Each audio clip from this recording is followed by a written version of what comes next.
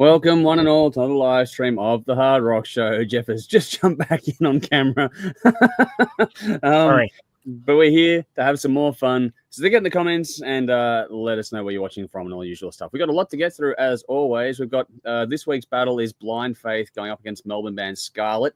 We'll do another backyard banger. This time it's about Tasmanian band Tarot from memory. Then we've got more Thin Lizzy stuff to go through and some new songs of the week and all the usual stuff in between. So got a lot to get through. There's links in the description box for most of this stuff. So, you know, if you miss something along the way or you're tuning in later on, then by all means, check those out there. And we'll try and put them in the comments as we go through as the stream goes on. As always, joined by Dave beside me on the screen here. So how are you going this week, my friend? Yeah, I'm good. I actually forgot about this part, so I don't really have anything prepared. But yeah, life is busy. Life is good. Yeah. I'm glad to be here. How are you? I'm good, man. I'm good.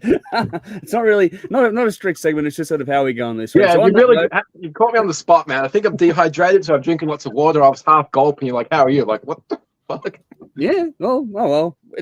It's a new year with new little bits and pieces we've tweaked things on, and so we're still just maybe just finding our feet in some ways. But anyway, let's go to the opposite corner and get. I'll make a note for next week. I'll put the "How are you" on my notes and just like I am good. Just read that shit. Copy paste. Off we go. All right. All right. Opposite corner to me is Belle. How are you going this week? I am good. Did you read that? No, I didn't. Okay. Anything? No, I'm good. No, I'm good. Yeah, I'm just Ellis starts school officially on Monday. He goes for a couple of hours orientation on Friday at his brand new school. So we've been trying every morning and failing to get the bus to school, so he knows how to do it. Yeah. But time has run out, and he's on his own. He's at Mum. I'll be fine. I'm like, okay, good. He's a big enough boy now. He'll be okay. He's going into year 9. I know. I'm just being a mum. I know. And I'll never go away. I know. No. That's how it works. And then finally, but definitely not least, Jeff, how you going underneath the screen? You're having a week. I'm having a week. I'm having a week. I'm having a week. Let's put it that way.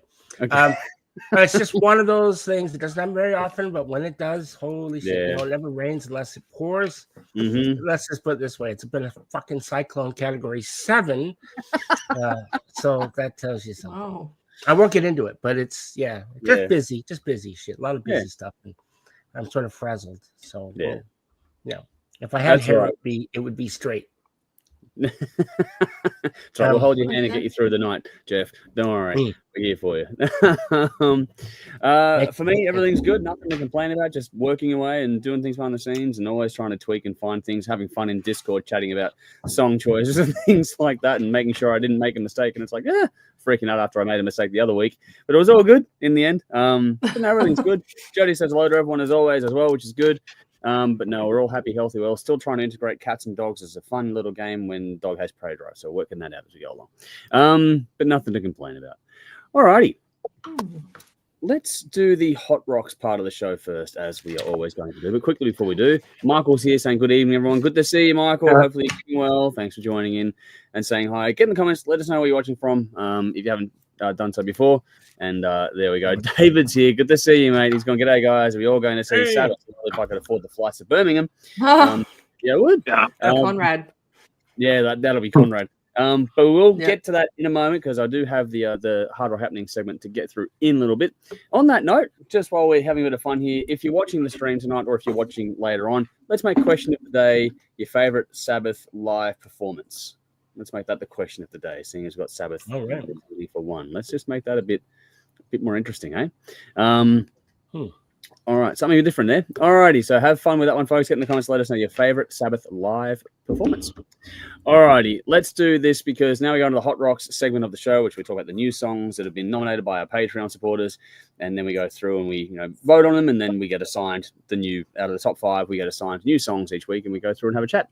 First things first, so in our Tastemakers playlist, the new songs that have been put forward this week are Behind Crimson Eyes with Burn It Down, Bonfire, I Will Rise. That's Belle's nomination. The previous one was Michael's nomination. Carmeria, Lost in the Snow. I put that one forward. Cradle of Filth, To Live Deliciously, put forward by Dave. Dorothy with Tombstone Town featuring Slash by Michael C. That's in there. Frankenbach, Dopamine. I put that in as a top-up track. What else? Frost, Western Atmosphere put forward by Elliot. Hands Like Houses, Fatally Fractured from Vinny. Saliva with Devil's Well from Jolie. And Youth Never Dies, Blow Me Away by Kat. Those are the new songs in Tastemakers this week, which leads us over to the Hot Rocks result from the previous weeks, and this is where we find our songs to go through. All right, quick honorable mention here to Avantasia, Against the Wind. Not quite enough to get into the top 10 this week, but it did get some votes, so I got some love, but there we go. Scraping in this week at number 10, Those Damn Crows, Let's Go Psycho. Is next week the week finally going to fall out? Because I don't think it's ever been this low before, so maybe we're seeing a change there. Excuse me. Coming in 9. Those Damn Crows were number 5 last week, and now they're at number 10. Majestica, A Story in the Night, was number 3 last week. It's down to number 9 this week. Alien Weaponry was number 2 for 2 weeks. Sorry, number 1 for 2 weeks in a row. It's now down to number 8. So that's the third one there from the holdover songs. And then I think the rest is all new tracks. So coming in number 7 is the latest single from Grey Days with their new vocalist called Fake Little Lies. Coming in number 6 was The Darkness with Rock and Roll Party Cowboy.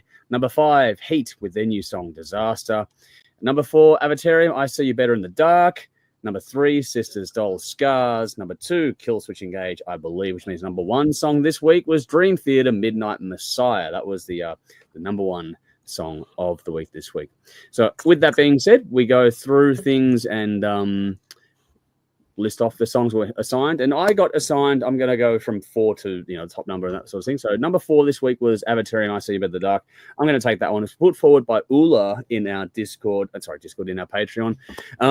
So yeah, this is what I had to play with this week, folks. So I'm just going to quickly put a link in the comments here just while I do this thing. So I got to copy and paste and then delete things, which is always going well.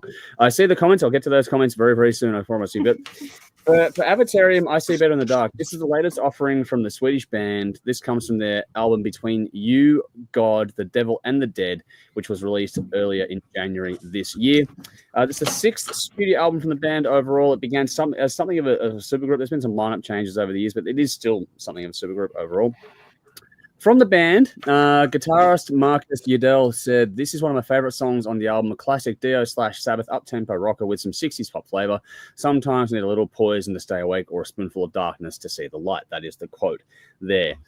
Now, I was assigned this one, and it was my pick of the bunch. I gave this my 3 votes this week, so I was quite happy to have this one randomly picked out for me. It's dark and gloomy. When I hear bands like this, Dave, I think you'll remember or relate to this, I should say, that I immediately think of the late great Stephen Moore when I hear bands like this, because this would be something that would be right up his alley.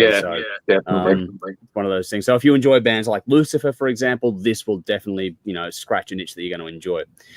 There's a lot of mention and talk of darkness in this song, which is fitting because it's like a doom rock band kind of thing. But for all that, there's this fitting darkness, there's a definite light to it as well. It's a great balance. Light and shade across this one is really well done. And the hook is fucking phenomenal. So much so that I had to look it up because I was convinced it was a cover. I thought I'd heard it before. That hook in the chorus was just immediately stuck in my head. And I thought, hang on, I know this song, but I didn't. It's the first time I've heard it. So there we go. It's so well written as far as I'm concerned. It's got great groove. The energy is perfect. There's definite sort of a danceability to it as well. That 60s influence from the band there that just makes it more infectious as far as I'm concerned. And I'd love to see this band, Dave, you're in the top. I'd love to see a band play with Ghost. I reckon on the basis of this song, I haven't checked out the whole album, but with this song, playing with Ghost would be a great one to punch as a live show. But this really makes me want to go and check out the album. So job done for a single. Sounds great. I love her vocals. Her vocals are fucking divine on this one, but everything around her sounds fantastic. She's the centerpiece, but it all fits nicely together. Great composition on this one. There's some quite a few gear changes for 3 minutes and 42 seconds of music, and some nice lead work in this too. Cool little solo. It builds, pays off nicely as you want, and there's some great subtle layering in this song as well. There's a lot to deep dive in for just one song so far. So again, I can easily listen to this one on repeat. I'll be going to check out the album as soon as I can.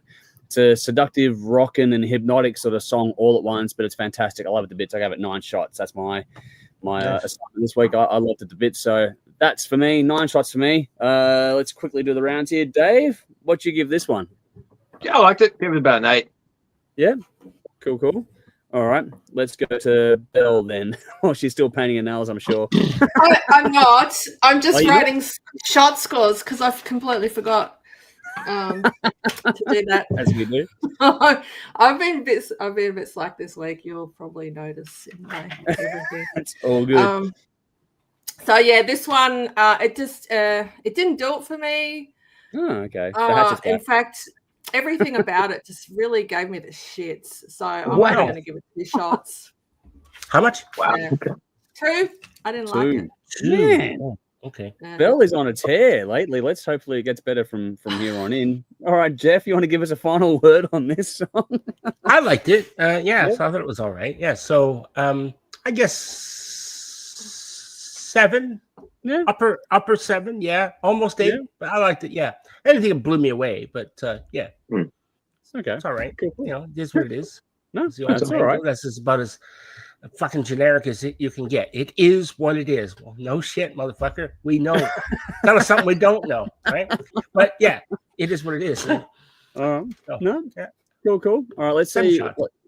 Cool, that's nice. Let's quickly get some comments in. David says Paris 1970, which is nice. Craig's here saying, hello, fellow metalheads. Just can't get used to these early starts. We're getting there. We'll eventually get you used to it.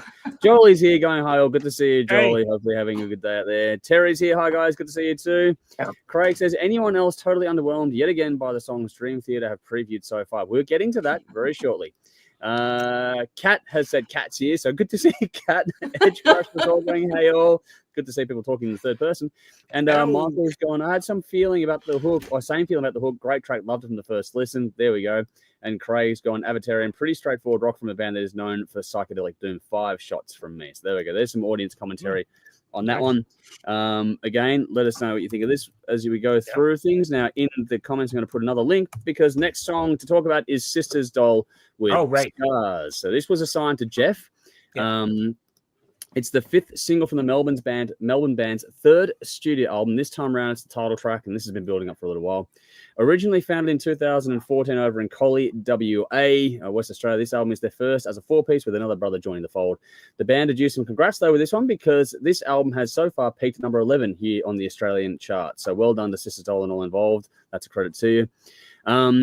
From the band, this album has been in the making for quite some time, and a lot of blood, sweat, and tears have gone into this one. While many bands claim their newest work is their finest, we genuinely take pride in this release, as it represents our best music to date. It reflects the evolution of our band and highlights our journey over the years. The title of the album encapsulates its essence and guides the listeners through the challenges and scars that life can throw at you. That from the band. Jeff, it was your assignment this week. Yep. I put it forward. It was my nomination. So how did you go? Look, I like anything. Excuse me, I'm losing my voice. I like anything these guys do. This is a nice song. It's mellow, but it picks up a bit. There's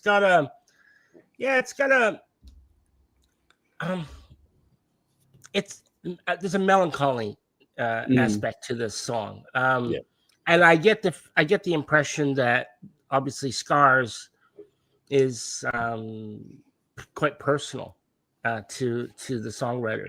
Feels it. It does feel like it, and it comes across in the music. So yeah, I quite like it. Like I thought, like this whole album, the entire thing. I mean, I know that's another topic, but yeah, really, really good. I quite enjoy it. Like Sister's Doll is one of those bands that I like, but because it's sort of the genre itself is kind of a little bit outside my wheelhouse, I guess, in some ways.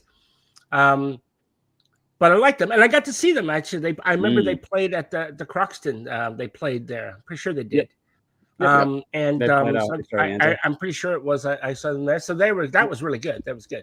So yeah, I like this song, and I'm glad it came to me because it forced me to a little bit outside of my comfort zone. To listen to this, but it's a good song. It's melancholy is, like I said, that to me, that's what there's something true about this song that it pours out, but there's times when it picks up when the rest of the band comes in, and so the tempo comes up a little bit, and especially when he's saying, when Scars, and he's repeating it in the chorus, whatever it is. Yeah, I just like it. So I know that's kind of might be a bland review, but if you read the week I've had, you'd understand. But anyway, I'm only human. But no, I'm going to give this 8 shots. I think it's very well done. So, yeah. All right. Cool. Belle, dare we ask? Don't worry. I thought, I don't think Sisters Doll can do any wrong. I thought this was stunning. And Indeed. I agree with Jeff. It felt very personal. Just listening through this and the lyrics, it made me remember other Sisters Doll songs and lyrics, and they are really good at telling a story, and they make it, but more than just a story. Like, I feel that this is absolutely a true story, a really sad one, but I can also relate. They make me draw upon their lyrics, and even though they're not, my experiences in whatever they're singing about aren't exactly the same, they get you thinking and they get you reminiscing even. So that's a gift, I think. Yeah. So I loved it. I think this is the album closer. Is that right? Yes. Yep. Yeah. It's pretty fucking awesome track, because it does build and does kind of get a bit rocky and then kind of come back, and awesome way to end an album. I haven't listened to the album yet, but yeah. So I really liked it. I'll give this 8 shots. Nice. All right, Dave, over to you. Yeah, excellent song. Love, as it's been mentioned, how it builds, starts off slow and melancholy and builds up, and it builds perfectly. Some songs will jump and shift the mood, but this one just goes perfectly up. Excellent album closer. This is what it feels like to see your children become adults. I've been a fan of this band for 10 years. I've known them that length of time, and they were little kids, and fucking world is theirs. I can't wish them enough. This is fantastic. I give this 10 shots. Fucking horns up. I fucking adore this song. It's fantastic. I think Dave summed it up pretty well there. For us, we've been following this band for quite some years now, and this band just gets better as each year goes by. This is a really good closer on the album, and for the record, the album is absolutely fantastic as well. I think this is the biggest ballad on the album, and the crescendo when it pays off to the whole band. It starts off, it's mostly an acoustic piece with the vocals and the brothers doing the harmonies and that, but when the song builds and goes to that solo part at the end, when the drums and the bass and the electrics all kick in, it's just fucking on, and it's brilliant. These guys are very good at using the tried and true formula, but again, they bring their real emotive twist and weight to their own to the song. So in a genre that may be a bit tired to some, if you want genuine emotive connection, you're going to get that from these guys. And like I said, they just keep getting better and better. So they're now a 4-piece, and as far as I'm concerned, on their best album release cycle yet. If you like power ballads, this is for you. But again, the whole album is fantastic. I gave this one 8 shots. I reckon there's actually other songs on the album I like more, but this song is pretty fucking cool. So well done to all involved. BP has asked, what happened to Conrad? We are having scheduling issues in that regard, so we'll see what happens in that. We're trying to work through a few things and make some things line up. It's not quite working, so we'll see how things play out, unfortunately. Vinny's gone. Evening, gang. Hope you've all been well. We are well. Some of us are busy. Hey, we're doing well. Good to see you, Vinny. But BP has said, awesome Rush shirt. So there we go. Thank you. We had a brief chat about that pre-live. Yeah. I'm in a Rush. I'm wearing a Rush. Conrad is missing. Perhaps Chucky can review the 5th song. I don't know. Chucky or the skull light you got going on there, Belle. We'll see what happens in that regard. Alrighty. Yeah, we'll see. Anyway, on that note, Belle, we just mentioned your set. We're going to go to your song. This is Killswitch Engage with I Believe, the latest single from the American band from their upcoming album, This Consequence, due February 21, 2025. This was the band's 9th studio album overall and their 6th with vocalist Jesse Leach. Not a whole lot more to say about this, but Belle, you nominated it and then it was randomly assigned to you. So if you hatchet this, I'm going to die of shock. So what are you going to give us now? Oh, look, I actually remembered to give this a shot score too. So. Oh, my goodness. I know. I am on fire. Okay. You're in flames. Just get on. In flames. Yeah, it's a T-shirt you got flames. on. Yeah. Oh, wow. Nice one, Dave. Thank you. Okay. All right. All right. So just indulge me for a moment. I'm just going to backtrack a little here. When metalcore was emerging onto the scene, it was fresh, heavy, a welcome injection of melody in amongst the power chord dominant new metal scene. And early metalcore is really not that far removed from Melodeath. So it's not surprising. I like both. Anyway, Killswitch Engage were definitely my favorite band at that time, from the first couple of albums with Jesse Leach, the current vocalist, and then even more so when Howard Jones took up the mic. Yep. Fuck, he's a good singer. Anyway, fast forward to 2025 and they released this song.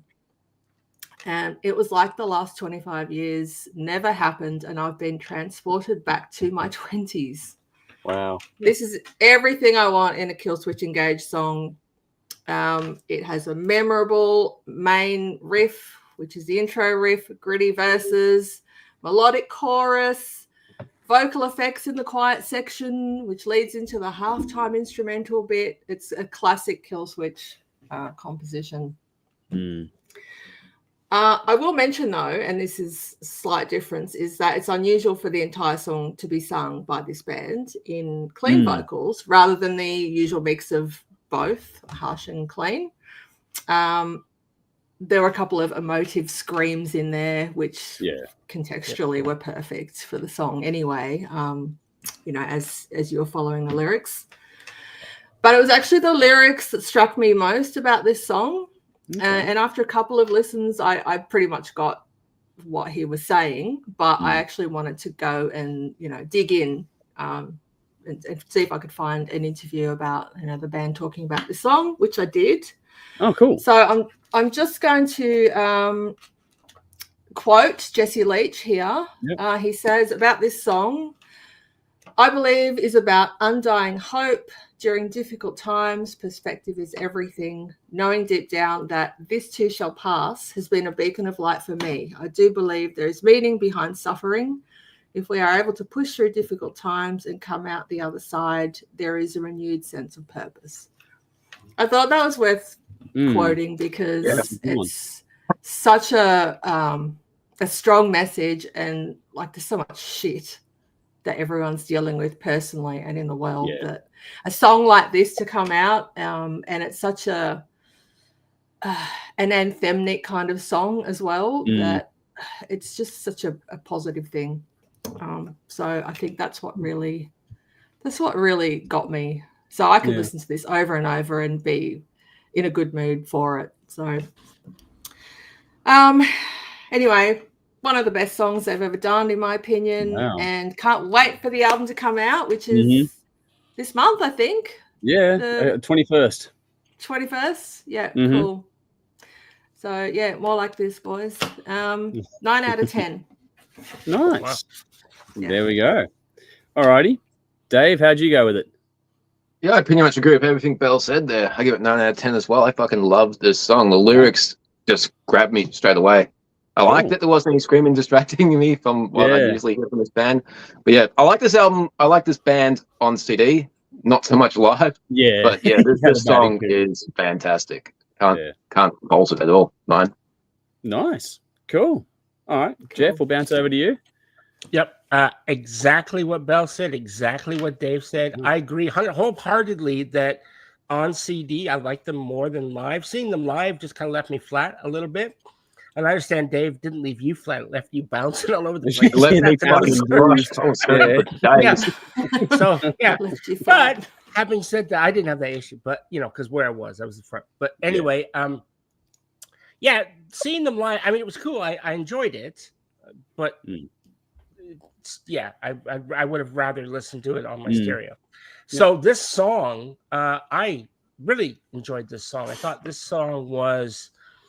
It had there was something about it that has been missing from a lot of their stuff, and I think it could be the omission, purpose omission of the growly stuff that they do as well, and that was kind of cool in some ways because it was like, okay, they can do this as well, right? Which is a bit unusual from most of their stuff. I think from memory, I haven't listened to a full album from them for quite some time. Been a while. So I'm looking forward to hearing what the rest of this album comes out, and I'd like to check it out. So I'm going to stay with the guys, and I really enjoyed it. So yeah, 9 shots. Same. Nice. Right, no, these lyrics are too damn good to growl over. You can't fucking waste it in incoherent mumbling. I'm going to agree. Yeah, just to quickly wrap this one up, if I can, like I'm going to agree that the lyrics were. I'm glad that the growling was less prominent on this one.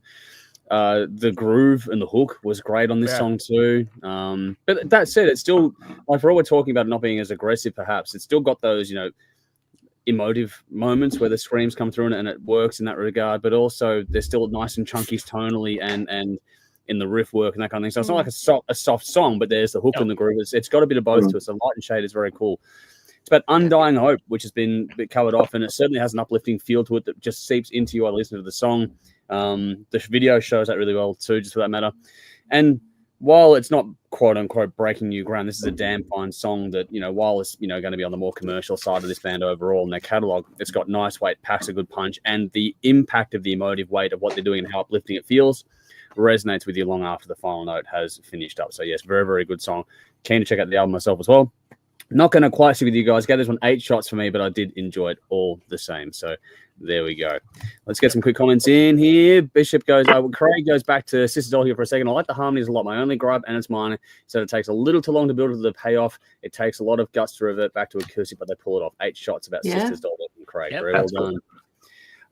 Vinny says Scars would be the equivalent of our favorite bands growing up releasing a power ballad. 10 shots from Vinny. Fucking wow. That is awesome. I agree. Nicely done. And Vinny says Tastemakers this week coming is very, very tough, by the way. Sat through it in Hot Rocks twice to try and cull. Good luck, Vinny. There's some good songs in there. But Craig says about Killswitch now, a typical modern rocker, nothing more. Unfortunately, the message of lyrics are drowned out by the formulaic music. 4 shots. So Craig's got the hatchet out now. Here we go. Craig's got the hatchet. Paul, good to see you. He jumped in saying, Marco here, Tyler's new album drops tomorrow. We are getting to that part as we'll have a release list to go through shortly. Edge Crush says, very impressed with that Sister Doll song. 9 shots for me. Very well done there. Nicely put. Jolie says, Killswitch kept the fire burning. 9 shots for Jolie. And Michael says, love this track, but thought sonically not a great mix and master. So there's an interesting feedback there. So a bit of a bounce around as always, but we have one more song to get through here quickly. And this is the #1 song of the week, which is Dream Theater, Midnight Messiah. As soon as this came through in the choices, Dave was like, can I just claim that song? And we thought, yeah, fuck it. We just gave it to Dave. But it was funny because then I did the random draw anyway, and Dave's name got out first. So either way, it would have been the same outcome. This is the latest single from the Parasomnia album, the American band's 16th studio album. It'll be the first album with drummer Mike Portnoy since Black Clouds and Silver Linings in 2009, and also features lyrics from Portnoy as well. The album is set for release February 7th, so tomorrow, folks, 2025. Midnight. And this is the 3rd single so far from the album. Dave was assigned to you, so over to you. Okay, sit back and relax, people. You know this is going to be a while. All right. You know that episode of The Simpsons where the kids are watching episodes of Itchy and Scratchy to give feedback to the studio heads about what is good and what is bad with the show? Yes. And the studio boss turns on the light in the adjacent room and yells, "You kids don't know what you want." Keep that in mind, okay? I was as excited as the next person to have Portnoy back where he belongs, and I'm glad he's back in Dream Theater. I wish he never left, but he's back. Things have changed. The band is different. Portnoy's different. And I was excited hearing the first single, Night Terror, which is awesome. That's a cool song. Then we had the next one, A Broken Man. Had some shades of early Dream Theater in there where they go on like a little jam session in the middle, which is cool. Now with this song, Midnight Messiah, I'm concerned. The reason I'm concerned is because this album is starting to sound more like the Dream Theater self-titled album than their 2013 self-titled album.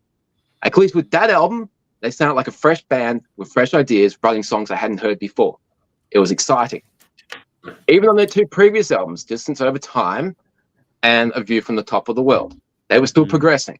This sounds exactly like what you would expect from Dream Theater. There's no surprise. There's no wow factor. I might be the only person to say this, but I almost wish Mangini was still in the band. Wow. This is where Portnoy yells, "You don't know what you want." You might be right. They're on their 40th anniversary tour. Portnoy's back. Dream Theater are entering that nostalgia era of their career. They found a comfortable niche, and they're sticking to it. which for a band like Dream Theater is really sad to see. After 40 years, bands like Metallica and Iron Maiden can still release interesting albums that are different to what they've done in the past. Some bands like Megadeth and Judas Priest will basically release the same album over and over. This is starting to happen to Dream Theater. Apart from feeling like I've already heard the intro riff to this song, this track is seriously lacking in any Dream Theater-ness. There's no instrumental section. Yeah, it goes on short of 8 minutes, but it's without the Dream Theater-ness. This is just a long song. The song intro goes on for a little bit, and then it's pretty standard in structure. We get to the 5-minute mark. We've had verse, chorus, verse, chorus. 5 minutes comes along. We get the guitar solo. We get the keyboard solo. The song wraps up. Playing's great, obviously, but it's just a song. Night Terror has more Dream Theater wankery, for lack of a better word, but that's what this band does. There's a tendency when anything artistically different comes along that's exceptional, people will always advise and critique about how to do it better. Less here, not so complicated there. Don't do this, don't do that. Chip away at it until it becomes more acceptable and normal. Sadly, Dream Theater appears to have done that. Listen to this advice over the last few years. Distance Over Time, 2 albums ago, came in at 60 minutes. That's very short for a Dream Theater album. Yeah. The last album, A View from the Top of the World, was a longer album, but everything was stripped down in composition. They trimmed the fat, so to speak. And both of those albums have songs that are more interesting than this one. The fact that this is a Mike Portnoy song disappoints me even more. These songs have always been awesome and have had that aggressive bite within the lyrics. I guess the dude's happy these days, which is great, but that's the same reason I don't want a new Guns N' Roses album, because who wants to listen to a happy Axl?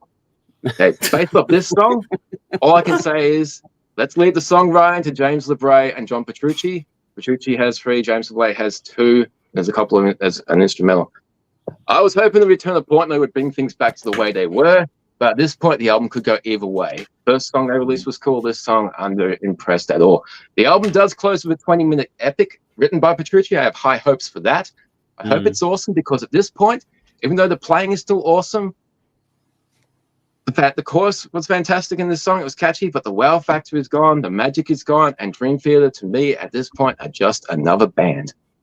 Ooh. I give this 7 shots. Ooh, wow. Interesting. And this kind of mirrors, because Craig early on tonight said anyone else totally underwhelmed yet again by the songs Dream Theater previewed so far. So there we go. There's some interesting feedback. Night Terror was cool. The other song was average, and this is really disappointing overall. Okay. Well, let's try and quickly. We're falling a little behind, so let's try and quickly do the rounds on this one. Jeff, your thoughts? Yeah, just brief. I disagree. Actually, I quite like it. I think Portnoy's drumming is where it should be.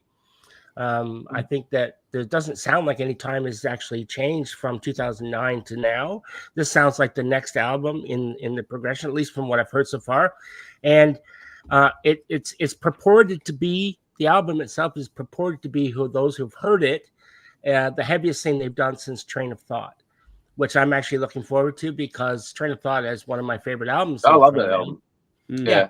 So I'm hoping that is the case. Absolutely.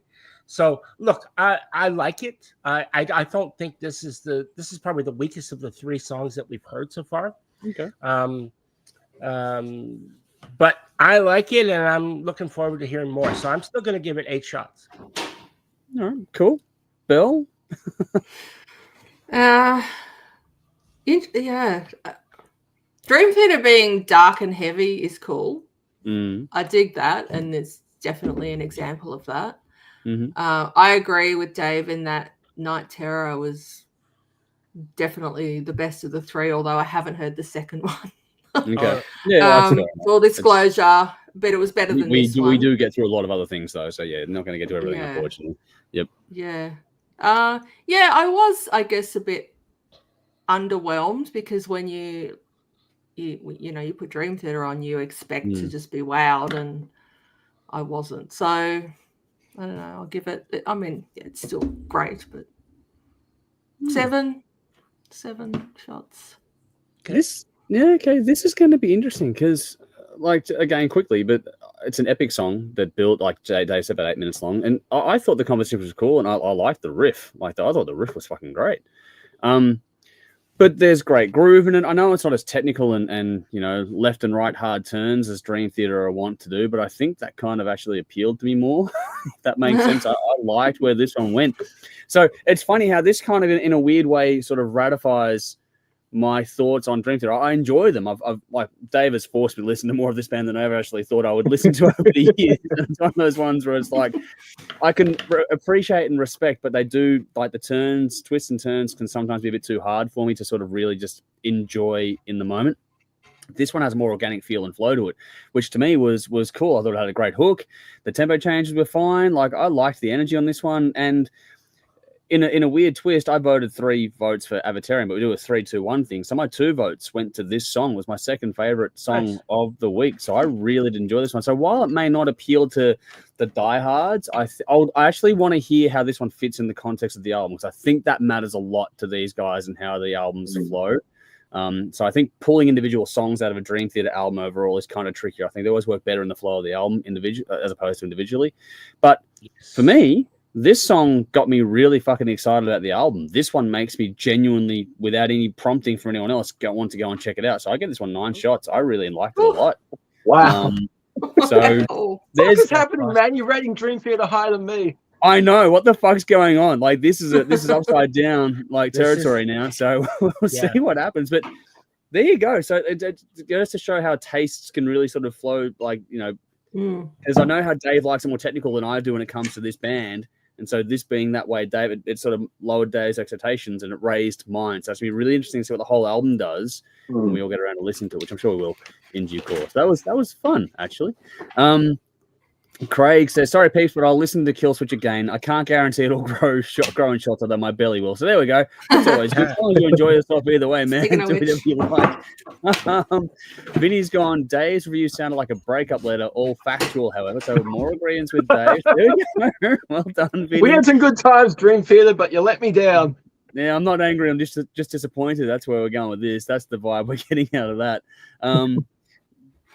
Craig says, I'm with Dave on this. Mangini was never the problem with this band. It's been Petrucci and Rodest for the better part of 15 years. I was hoping Portnoy would wake them from the slumber, but it's DT going through the motions yet again.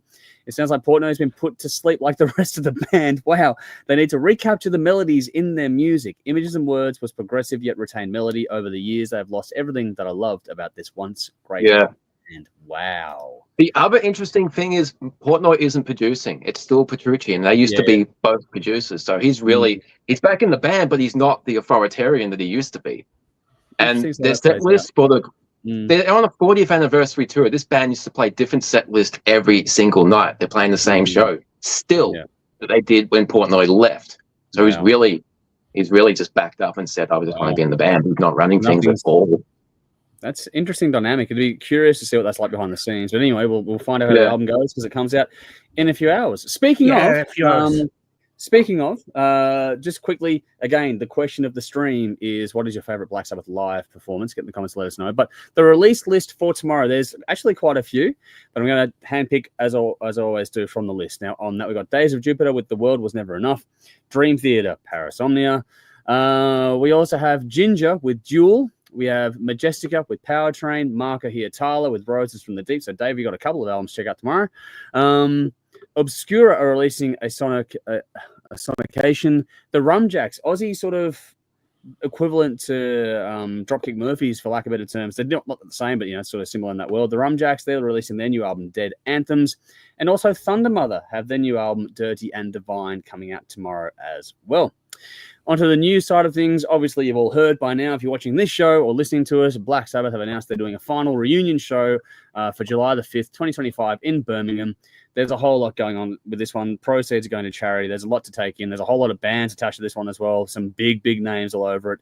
So look it all up. I'm not going to go into all the details, but there's a lot there, and it looks like it's going to be a big event. I'm not sure how much Black Sabbath, quote unquote, will take the stage and do a massive set. I think they might do a few songs, and the rest will be like, I can't see it being too long, especially if Ozzy's doing a solo set as well. No way.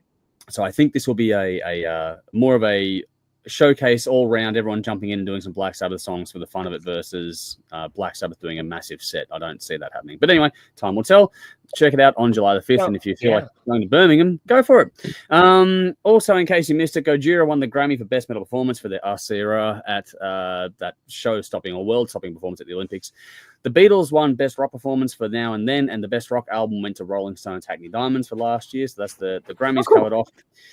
Ablaze, Melbourne band Ablaze, are performing a farewell show for Matty D, the guitarist, at the Beast on Saturday, February 15, with Carly Jewell's support. So that is the last chance to go and see Matty with the band in Ablaze. If you've never seen Ablaze before, go down and check them out because they are fucking fun. They're a great fun live band.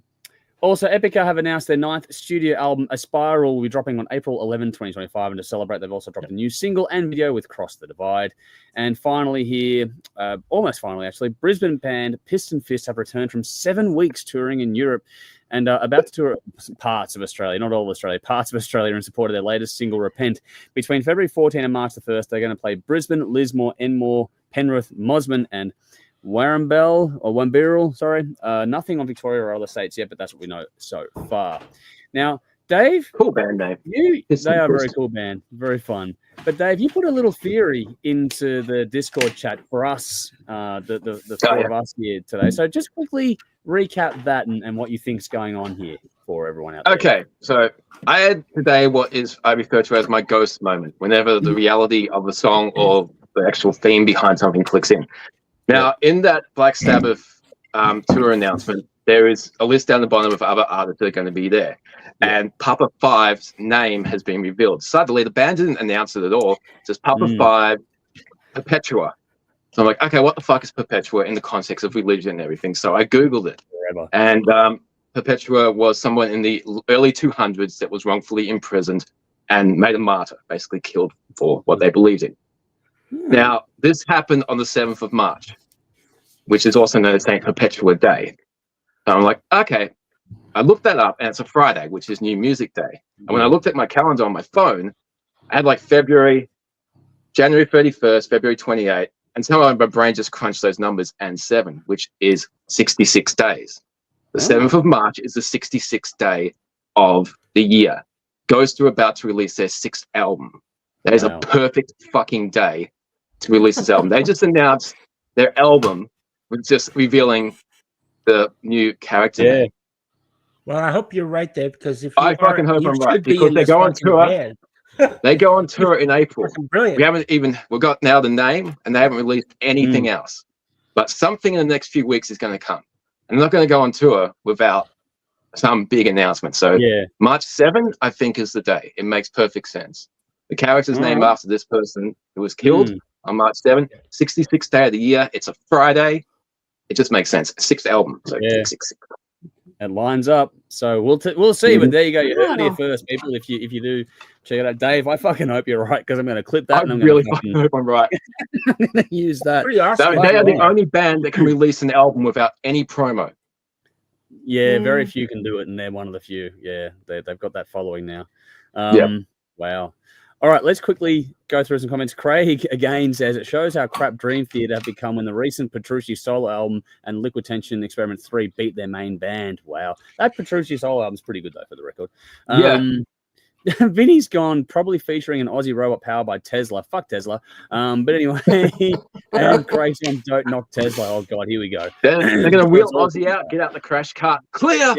Sing! I have no doubt he will be in a chair. He will be in his chair. He'll have to be. And I don't. Yeah. And to be honest, well done for even getting off fucking canvas at this point in time. He should be able to make it the whole set. Yeah. I'm surprised Bill Ward can do anything because he's really poor health. And and all of them have gone very quiet. I think Geese is probably the most active member of the band remaining these days, and even he's starting to slow down a bit. So Tony's pretty active still. Yeah, more doing remix, remastering kind of stuff as opposed to writing the music, but he's still active enough doing things. What have we got here quickly? So Vinny says, thanks, Dave. You've got me more excited than a priest during a Sunday choir when it goes, which is actually kind of fitting. Get on your knees and start praying. On your knees, boy. All right. Anyway, so on that note, I'm going to put comments. What do we got here? Vinny says, regarding that ghost expose, yes, I figured that's where you were going with that. to be anything else, Joe, but I'm glad it helps people because it can take me a little while to get through all the comments. So make sure you try and leave some context as opposed to a randomized comment. All right, next. Hang on, not that one. I'm gonna put more comments. And Michael's gone. Hey all, good to see you, Michael. Good to see you. All right. Next thing to do is to go through the Backyard Banger segment of the show. Link in the comments and description box. This is a little band called Tarot, and your reference track is The Winding Road. This comes from Glimpse of the Dawn. Dave's going to do the review, and then we'll do our little brief score and whatever else have you after that. This is 8 tracks, 42 minutes. It was released April 12, 2024 by Cruz del Sur Music. I'm going to read a little bit here, so bear with me because there's a bit to go into this with the Bandcamp description of the album. The long-awaited software album from Australia's Tarot reimagined heavy Hammond B3 organ hard rock for a new generation. 8 years have passed since Tarot's first full-length, Reflections, to their new long-player Glimpse of the Dawn. It was like a lifetime for the 1970s rock-tinged Australians. The band embarked on its first ever live shows after Reflections essentially come together as a unit while on stage. Live activity then opened the door for an increased collaboration between all members of the band. Now operating as a cohesive, free-flowing unit, Tarot amassed a lively, spacious album in the form of this one here that earnestly pays tribute to their core influences of Uriah Heep, Rainbow, and Deep Purple while blazing an identity of its own. There's a whole lot more to do that. They recorded in different studios and things like that as well, but this is, whatever. So basically, the closing statement they got is Glimpse of the Dawn is tailor-made for the live arena. Tarot already has plans to hit Australia, or the Australian homeland, mainland maybe, and Europe throughout 2024, bringing its hard-rocking anthemic songs to audiences deserving of a band that perfectly embodies the spirit of 1970s rock. That's a quick little blurb there. Dave, your assignment this week, how'd you go? Cool. This was an absolute pleasure to listen to. Lots of melody and riffs, laid-back vibes, and excellent acoustic guitar. Interesting song structure and composition. I would love to listen to this on vinyl. It's just that type of album that you put down, put the needle down, grab some beers, grab some friends, not physically grab them, but just hang out together, to sit down and listen to the whole thing from start to finish. This is like taking a trip back to the 70s. In just over 40 minutes, it shifts from the mystical of Zeppelin, the doom of Sabbath, the improv of Deep Purple, and the feel of Pink Floyd, all while putting their own unique, fresh take on this music. There's something about natural guitar tones I just fucking love. And when the band simply writes songs that showcase the music inside them, working with the other members of your band and playing to your strengths, and this just shows how you don't need to reinvent the wheel, you just need to do it well. You don't need excessive production to make a good album. You just need the right chemistry within your band, and this fucking band has it. Guitar solos are amazing. They feel very improvised, but they have that sense of purpose and destination. And it comes of being completely in tune with what the rest of your band is doing and what the song needs. It's not just a matter of playing some notes within the scale of whatever key you're playing in. You need to know the whole song and just let it come. It's so infectious and hypnotic. I had riffs and vocal melodies in my head all week. It was funny. The song Leslie's Warning, when that came on, the acoustic guitar at the start sounded really familiar. I'm trying to think, what fucking song is this? It just reminds me of something. Then I had to laugh and actually guessed it. About 10 years ago, I recorded a song idea that I came up with while I was drinking beer, and it sounds very similar to this. Wow. And it's similar progression. That's cool. I still got this recording too. And this is obviously way better than what I recorded. But it's just cool to hear that idea I had work within the context of a song. I was fucking stoked with that, actually. That's awesome. Yeah, I was happy with that. I also love the acoustic backing to the electric guitar solo in that song. Nice contrast when bands do that. It's subtly there, but you just focus on the solo. But when you listen actively back to what's behind it, like, cool. The rhythm guitars doesn't have to be in the foreground as well. Dreamer in the Dark at 6 minutes 43 is the longest and most awesomest song on the album. The song structure is perfect. Catchy intro riff. The song progresses naturally as it goes on. It's never boring. It all flows perfectly. The lyrics are hypnotic. There's a killer riff towards the end in the instrumental section that they keep returning to, which is kind of like an anchoring point. So, it's still listening to the same song rather than just a long jam. Dream Theater and Mike Portnoy in particular could fucking listen to this song and remember how it's done. I knew that was coming. Yeah. My only criticism to this band is update your Spotify bio. I want to know more about you. I don't know where Andrew got the spiel from, but I'm glad you had that because I couldn't find a fucking thing. Bands can't afford to be flippant. You have one chance to make a first impression. When you have nothing on your Spotify, it makes me wonder what the fuck. It's been a while since I've heard something that's excited me to this point. I think this is cool. I love music. It makes sense that I find something that draws deeply from the 70s. We all know how it's done. It's very simple, fun. The right group of musicians that have that chemistry and write some fucking songs. I fucking love this. I would love to see this band with Da Vinci's Caravan. I think that'd be a cool topic. That'd be cool. Yeah. I give this 9 out of 10. Standouts are Leslie's Warning, Echoes Through Time, The Harrier, which is a 2-minute instrumental, Vagabond's Return, and Dreamer in the Dark. If you haven't heard this, unfuck it because it's fantastic. Well done. I love that review. That's cool, man. I'm glad you enjoyed it that much because we randomly assign these ones so everyone knows. And if you do want to follow along, follow our current listening playlist on Spotify. That's where you find all these bands as we go through them. But I'm stoked you enjoyed it as much as you did. I've never heard them before. Fucking great. Yeah, that's what the whole segment's about. And Dave, again, it was your idea, so credit where due. Let's go to the native Tasmanian and see what she thinks of this Tasmanian band. Well, is the hatchet coming out again? Maybe. Sounds like it. Yeah, I can hear the little Just giggle. for the record, I'm a native Victorian. Oh, who sorry. resides in Tasmania. Transplanted Tasmanian. Then there you go. Look, yes, been there look, 6 years. Okay. Apparently, you're not considered a local down here until you've been here for at least 20 years. Wow. So, Right. yeah, I'm an outsider still, but that's fine. That's why you're here. I might not make 20 years. Who knows? But anyway, I just look. It's a throwback band to an era that I absolutely love, the 70s. I dug the music. I fucking loved the music. But the thing that I didn't get into were the vocals. Did you get an Aussie vibe? I got an Aussie vibe. No, I didn't. I didn't get an Aussie vibe. You know who I got? I got the wail of the what's his name? Bernard Fanning from Powderfinger. Oh wow! But worse. Yeah, just something about the vocals just didn't agree with me, and that was despite the music being fucking awesome, and I loved it. I just don't think I can go back to this album because of the vocals. Anyway, otherwise, go Tassie, yay! Oh no! I give it 7. Okay, that's still pretty good. I want to love it. Yeah. The funny thing is that I'll make sure I call you our resident Tasmanian, then not our native Tasmanian. There you go. Thank you. That's much better. I'll adjust that for the next time round. All right, we've gotten that one, Jeff. Where'd you land on this one? Any thoughts? Yeah, look, yes, absolutely. I liked this, and I didn't know who they were, and I didn't know when the album came out. So I was listening to it completely fresh and completely new. And I thought, listening to it, that this was something that had come out 30 or 40 years ago. Wow. It had that throwback sound. So be understanding that as I'm sitting here learning that this album just came out in 2024, I'm shocked. So I'm like, wow, that's really, really, really good. That actually adds to my enjoyment. I really like this, and to be honest, there was a sound that they got, and I thought maybe a little bit of the vocals as well. Didn't remind me of Powderfinger. It reminded me of that other band that I really like from England, Green Lung, and the whole sound. Yes. I thought I hear that. Similar. Yeah.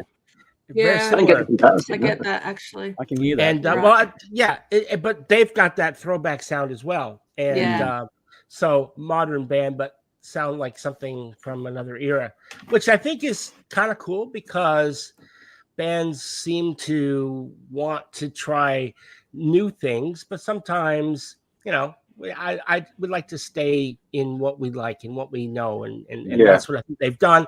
So it's got a really familiar feel to it. I'm still can't get over the fact that this album just came out. That's really cool to me. I really like that.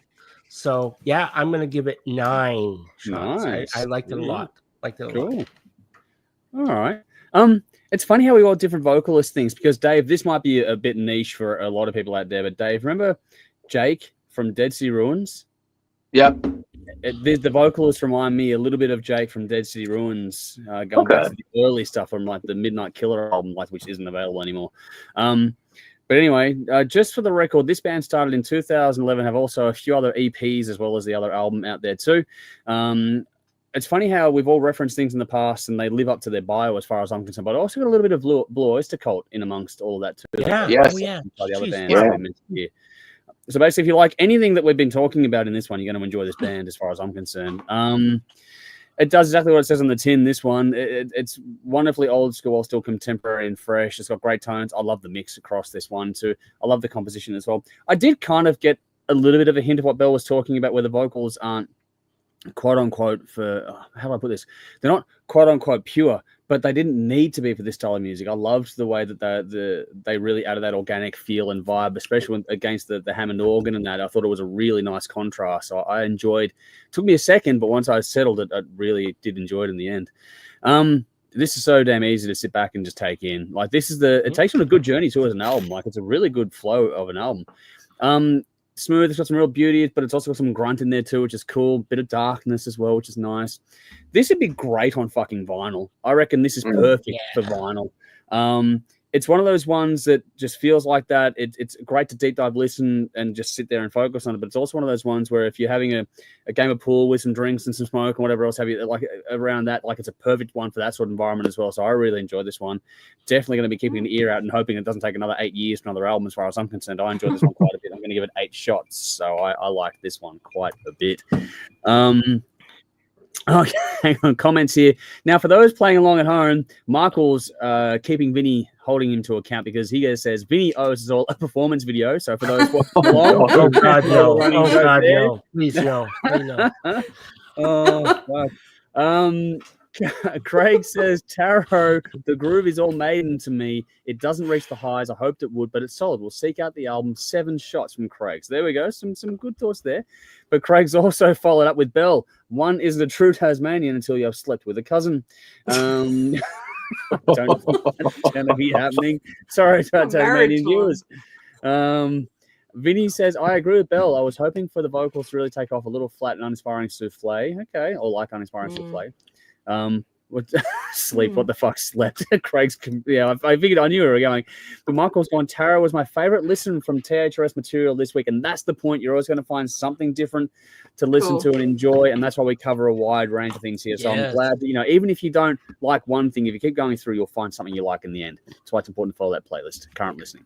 Vinny says, Tara needed more peaks and valleys like a pair of boobies. What the fuck are we doing? Okay, nicely done. I agree. You can motivate as you go through there, Vinny. So have fun with that. All right, let's move on. We're slowly making up some time here, which is good. I don't want to keep us too long here tonight. Let's move on to the fretboard feud segment of the show. And I finally hit my groove on this one as well. So, Belle, how you've started to do the top 5 from the audience, I finally started to incorporate that thing. So we had a rough start to the year. We're finally both getting into the rhythm and flow of that one as well. So we're both sort of mimicking there. But this week is round 4? Yes, round 4, which is Nightlife, which is what we're going to go through. But before we do, we're going to recap last week's results. So last week we went through and listened to and picked our favorite songs in rotating order from Vagabonds of the Western World. Jeff went first, then Dave, then Belle, and I went last. And as things play out, so Jeff took Vagabond of the Western World, Dave took Slow Blues, Belle took Mama Nature Said, and I took The Rocker. I went last and got my favorite choice, actually, which is an interesting pick.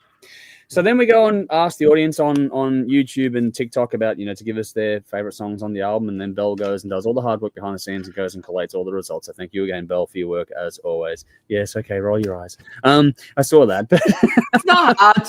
It's not hard. I've made it easier this year at least. But then we go through and do the top 5 from the audience. So here is the top 5 songs as voted for the audience for Vagabonds of the Western World. Number 5, The Hero and the Madman.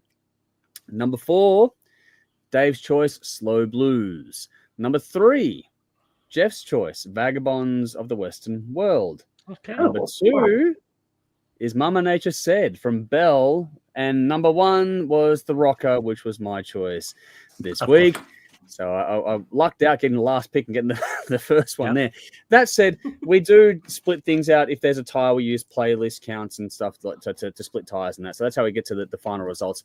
We did get some splitting your points amongst us here. So in a weird twist of fate, Dave got 20 points for Slow Blues, while the rest of us split a share of 40 points each for the rest of the choices, which then means things play out like this. So last week, Dave, Jeff, and myself were all equal on 75 points, with Belle falling behind on 55 points. This week, things have shifted a bit. So Belle and Dave are now tied on 95 points. Jeff and I are now tied on 115 points. So there's still not a lot in it. Yeah. And the only reason why I've got number 1 and Jeff has number 2 is because we split. If there's a tie, we go to the play counts and that kind of stuff, and how things work out. Right.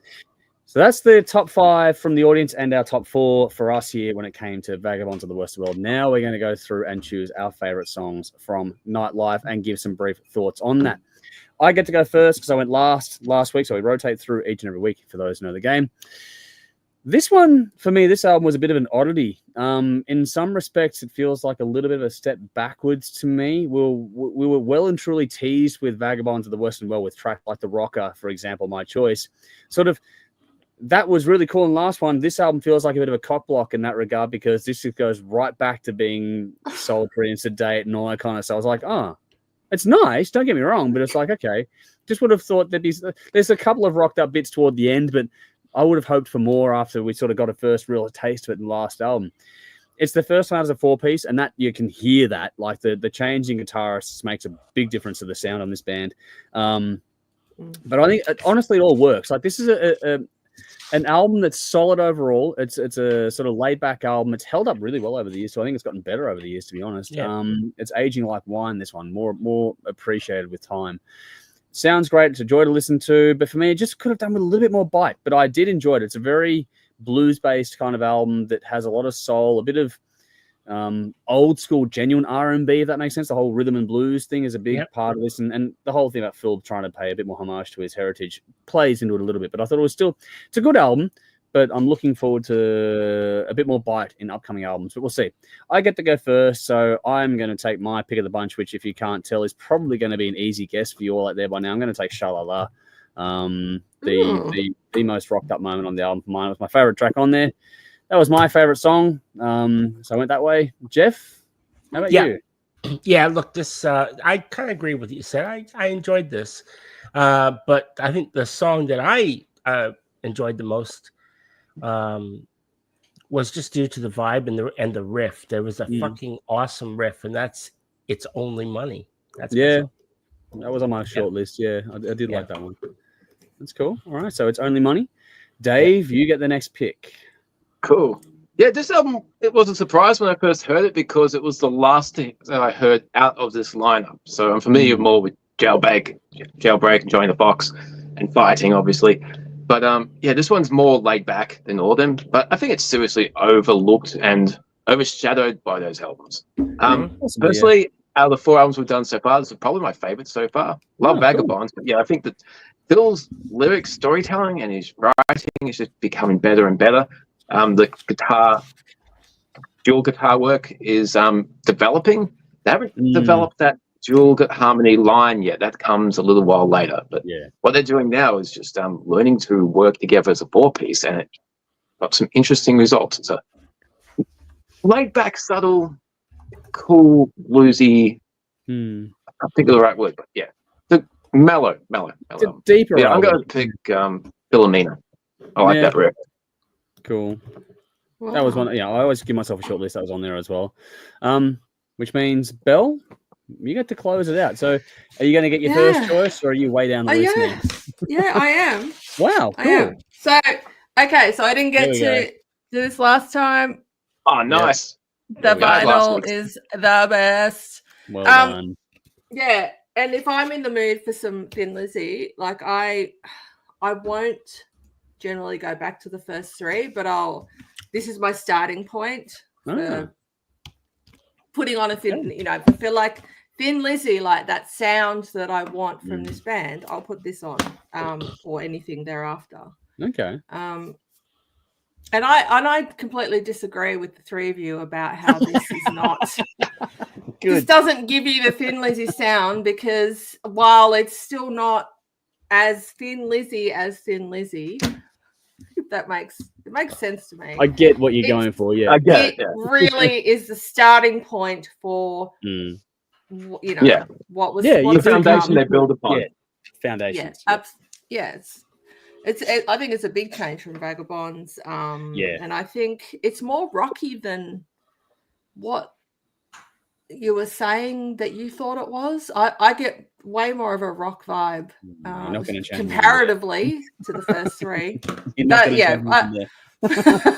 I thought there was more rock tracks on this than there wasn't. But anyway, I get my first choice, which isn't a rock track, but it's an amazing track, and that is "Still in Love with You." I was on to say again a shout out. Yeah, that's a good one. An amazing song. I fucking love it so much. That was my third. So glad you I got my guys first didn't- pick. There we Good go. song. Really good song. Jeff, Yeah. so Dave, did you get your first pick? Did that get the one you wanted? I did, yeah. Jeff, how about First was you? Philomena, then Yeah, no, Nightlife, then Still in Love with You. I need I beer. love that.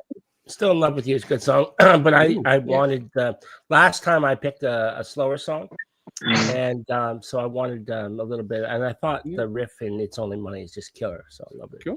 That's all right. Like it's cool how I think it's one of the rare occasions where we all get the fucking choice we actually wanted. That doesn't happen very often, so we'll take that where we can.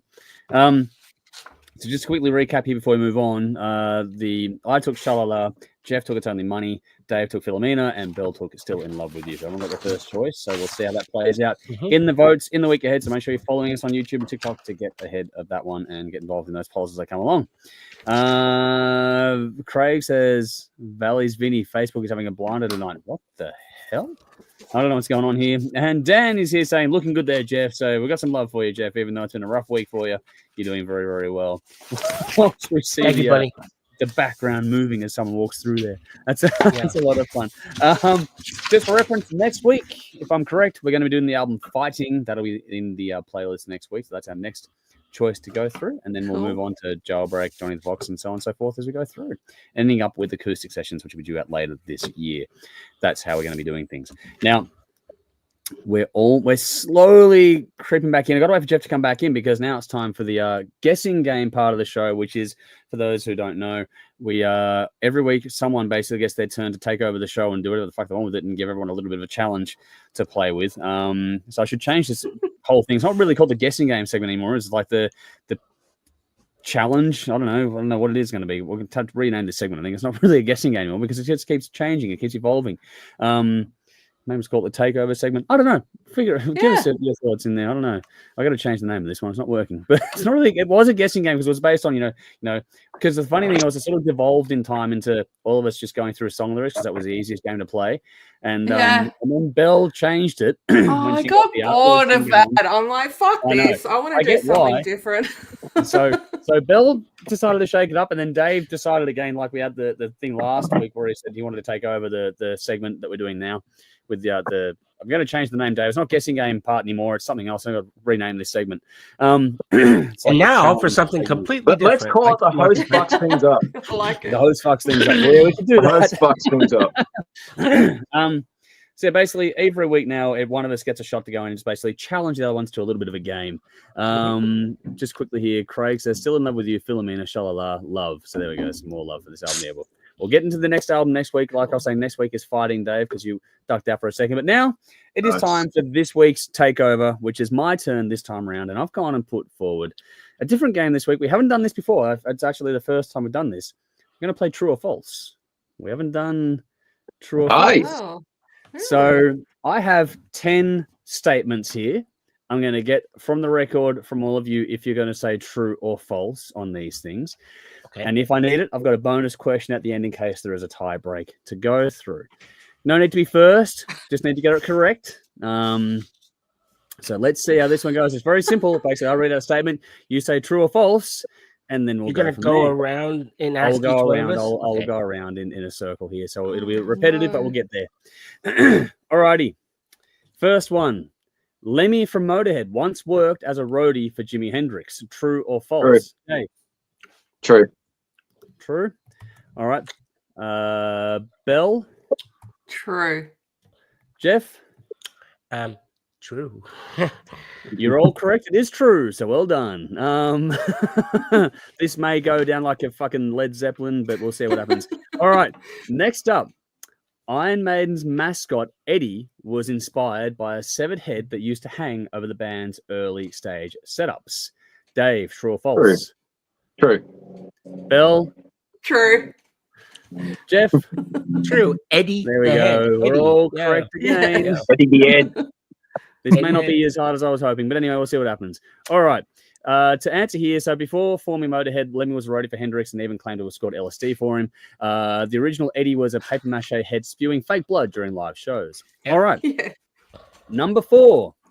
Slayer's Tom Araya was a certified medical practitioner.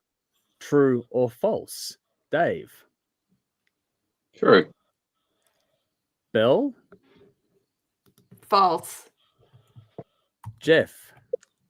False. Dave is the only one that got it correct. It is true. Oh. So What? Wow. I think that's why he writes such vividly morbid lyrics, because he actually was trained. yeah, before joining Slayer, Wow. Araya studied to become a respiratory therapist. So there we go, and he was Wow. qualified in that regard. We Finally learn got one something that, every day. yeah, Yeah. all right. Some of these may be easy, some may not be, but let's see. The Foo Fighters' first album was originally intended as a Nirvana tribute album. Dave, true or false? True. All right, Bell. I have no fucking clue, so I'll just say false. All right, Jeff. That's definitely false. It is false. Dave Grohl recorded the debut Foo Fighters album almost entirely by himself, but it wasn't intended as a tribute, which means Dave got that one wrong. So we're back to square pegging again. Yeah. All righty. Let's see here. Next up, Kiss once released an album where each member's blood was mixed into the red ink used for the comic book that came with it. True or false? Dave? False. The comic book wasn't associated with an album. Okay. Bill? Oh, Dave knows lots about Kiss, so I'll say false. All right. Jeff? I'm going to say true because it did happen. There I don't was a know if comic it's just- book. Yeah, there was. didn't have the and I blood. know they used the blood. So I don't know if it's semantics that it was released with an album. Maybe that's the trick. I don't know. But I'm going to say true. All right. Well, my answer was actually going to be true because in 77, Kiss had vials of their blood mixed into the ink for Marvel Comics Super Special 1. Maybe the wording of the question wasn't quite right because the comic book didn't come with the album, but there was a crossover element there. So I'll put an asterisk next to all of that because there's a bit of a gray area in that one because of the... Sure. Yeah, we'll see what I- happens. Don't that's question fair. the That's Kiss fair. fan, dude. Damn you, Dave! Supposed to get it All right. right. Let's see how we go.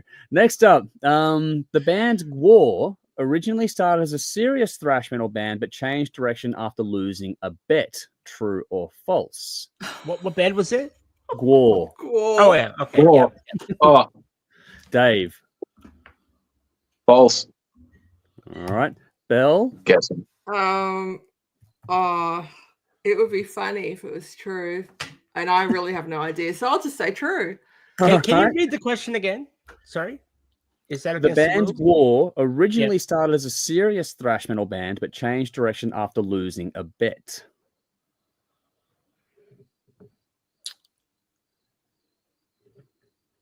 True. Alrighty, so we're going to change it up there. It's actually false. Gwar was conceived from the start as an outrageous theatrical act blending sci-fi, gore, and comedy. So there we go. So Dave is out in front again. So we'll see how we go. Alrighty. Back to Slayer for a second. Slayer's Kerry King once guest starred in an episode of Friends playing a heavy metal guitarist in Joey's band. True or false? Dave. Damn. And if you said Zach Wilde in Angel, I know it'd be yes, but Gary King, I never watched Friends. Shit. Fuck, I'm going to say true. All right. Bell? I don't remember this. False. All right. Jeff? I vaguely remember this, and I'm going to say true. It is false. While Kerry King has made cameo appearances in media, he never appeared on Friends. So Bell got that one correct. So Jeff is unfortunately falling behind now with Dave and Bell being tied out in front. Here we go. Getting to the pointy end. Alice Cooper once ran for governor of Arizona as a joke campaign. True or false? Dave. I want to say true because he was talking about it, but I don't know if he actually did it. So I'll say true. I know they stopped a big fucking truck in an intersection on purpose just to get his face out there. But yeah, I'll say true. All right. Bell, true or false? I actually think he did. I'll say true. Okay. Jeff. True or false? I'm either going to live or die by the sword. I'm going to say false. Well, there we go, because it's actually false. While Alice Cooper had joked about running for office, he never actually launced a campaign. Never actually did it. We're actually all squared up again. So there we go. All righty. Here we go. This is more fun than I thought. This is cool. This all is right. great. I like it. Yeah. All right. Next up, Richie Blackmore of Deep Purple and other bands used to carry a crossbow on tour to shoot at annoying stage crew members. True or false? Dave. I don't care if I don't win. I'm going to go true. That's fucking awesome. All right, Belle. Oh, I so want it to be true. And he's a cranky bastard. But no, I think it's false. All right, Jeff. He is a cranky bastard, and I wouldn't put it past him to threaten. If they thought that he had it, they might be playing line. So I'm going to say true. All right. Okay, Belle is now falling behind because it was actually true. It's only anecdotal in interviews, but it was. That is true. Cool. It was A deterrent. If they fuck man, you better not fuck up. Violent pranks, including shooting a roadies with a crossbow. This is from most interviews. Oh my god. All right. So Dave and Jeff are tied out in front. Bell one behind. Let's see here. Final one before I need a tie break. Nirvana's first album, Bleach, was recorded for just $600. True or false, Dave?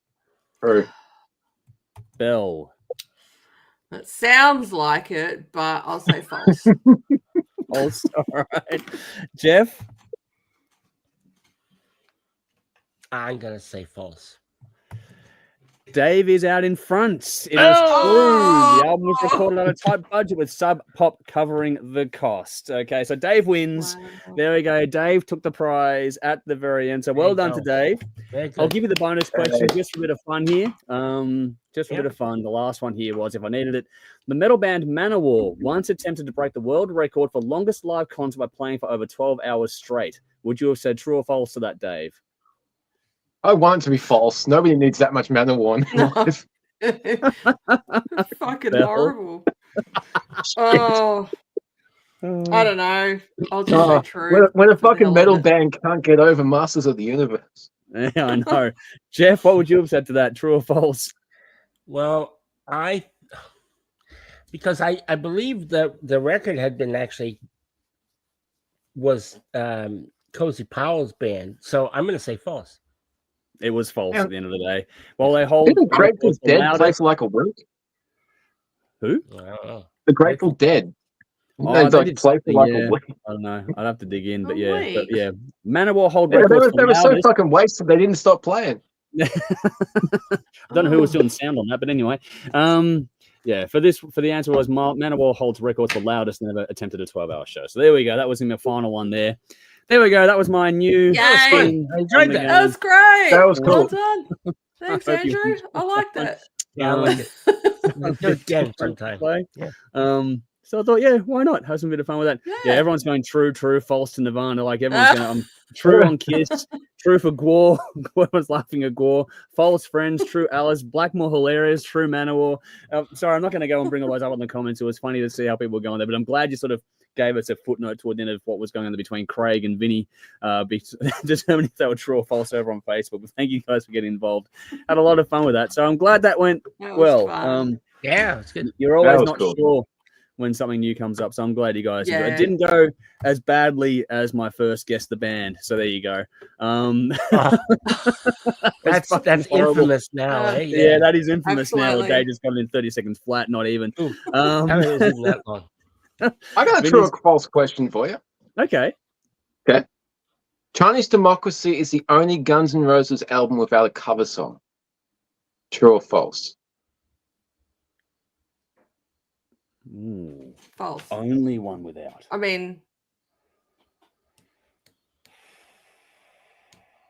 only one without.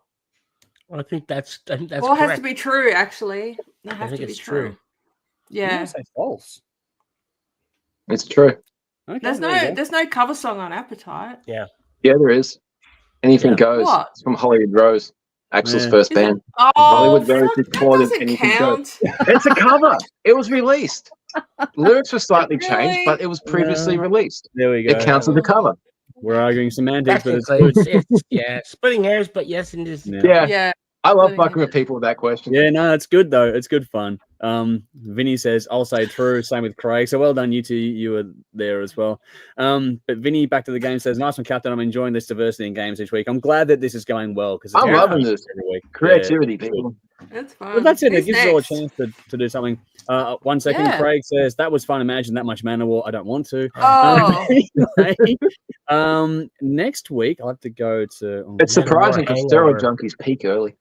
It's in alphabetical order, the game, so that would be Bell next week, I believe, from memory. I'll have to double check that, but I'm pretty sure okay. Bell gets to take over next week. I'll double check, but I'm pretty sure it's Bell's game next week. cool. So get your thinking cap on. I will double check and confirm that in the Discord chat for us behind the scenes later on tonight, so everyone has a fair crack at that. But anyways, in the comments, I'm going to start sharing a couple of different tracks now because it's time to get on to the main event of the evening, and that is the battle for this week, which sees two very different bands going head-to-head. We have Blind Faith from way back when with their self-titled album, and then Skärlet from about 2016 with their self-titled album out of Melbourne. These are the two bands going head-to-head. For Blind Faith, your reference track is Can't Find My Way Home, and for Skärlet is the self-titled album and the same song, which is also the album opener called Skärlet. So there you go, work it out. That should be pretty easy to remember. So there we go. So this is King of the Riff, one album wonder. So bands that only ever released one album, excluding things like live albums and the like. We just want to focus on studio albums here. This is the third round. This is Blind Faith versus Skärlet, like I was saying before.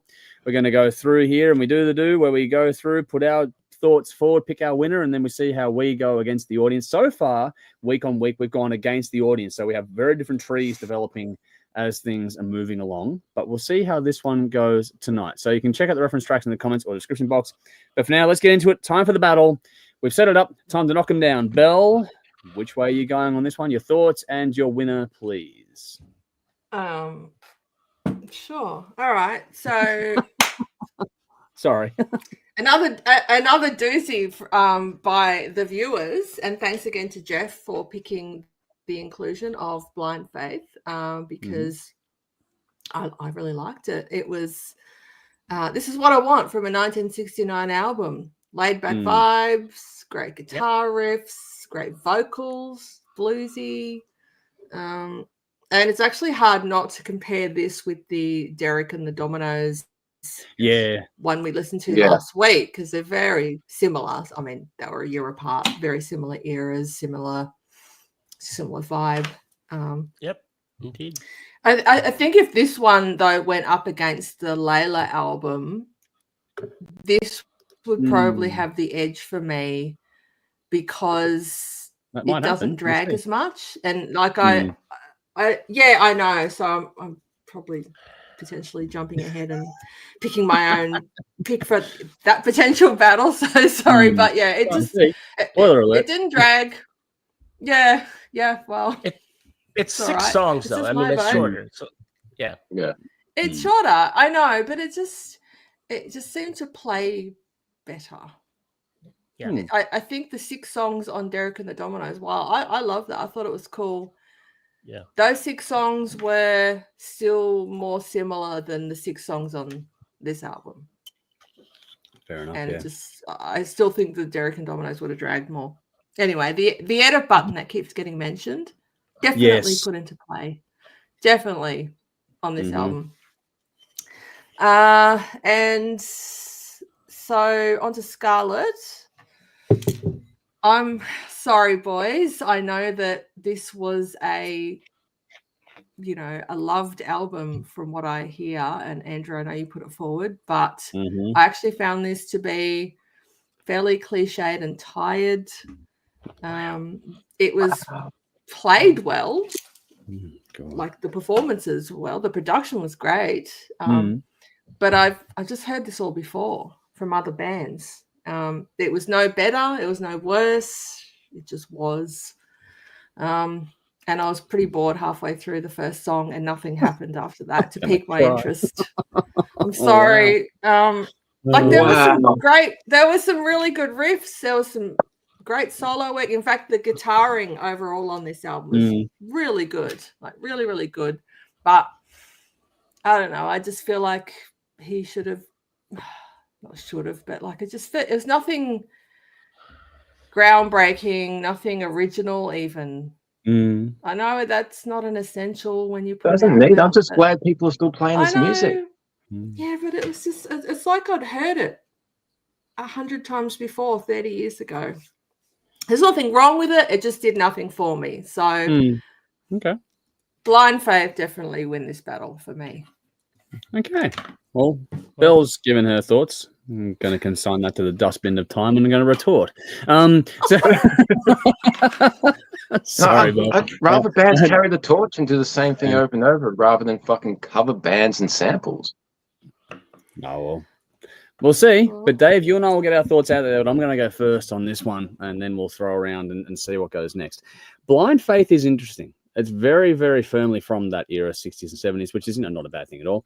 Very folksy, bit of soul, got some great lyrics and vocals, I thought, and with that side of the project, and like Belle said, the edit button was thankfully fucking used on this one. But tracks like Well All Right really do bring some energy to it as well. It's a solid, smooth album from top to bottom that it flows nicely, has some good drama in there as well. It's a good listen. It's a neat blend of shorter songs and a couple of epics as well. It's really well put together, solid songs, great performances. You expect that from the caliber of musicians on this one as well. Yeah. And this is a lot more engaging than Derek and the Dominoes. A lot more engaging than Derek and the Dominoes. I'm going to agree with Belle on that much, at least. That's no concept as far as I'm concerned. It has some twists and turns. The use of strings on Sea of Joy was a nice touch too. It does feel like a bit of a jam band at time, but this is the right kind of jam band, if that makes sense, not like the other one. It's all well done, put together, nice album to listen to. I really did enjoy it, and there's a good little sort of drum solo moment and Do What You Like as well. Sort of closes. Fuck, that kept going and going. Yes, yeah. But anyway, it is typical of the era. Oh, I'd never shut the fuck up. I love that. That was great. Not on an album.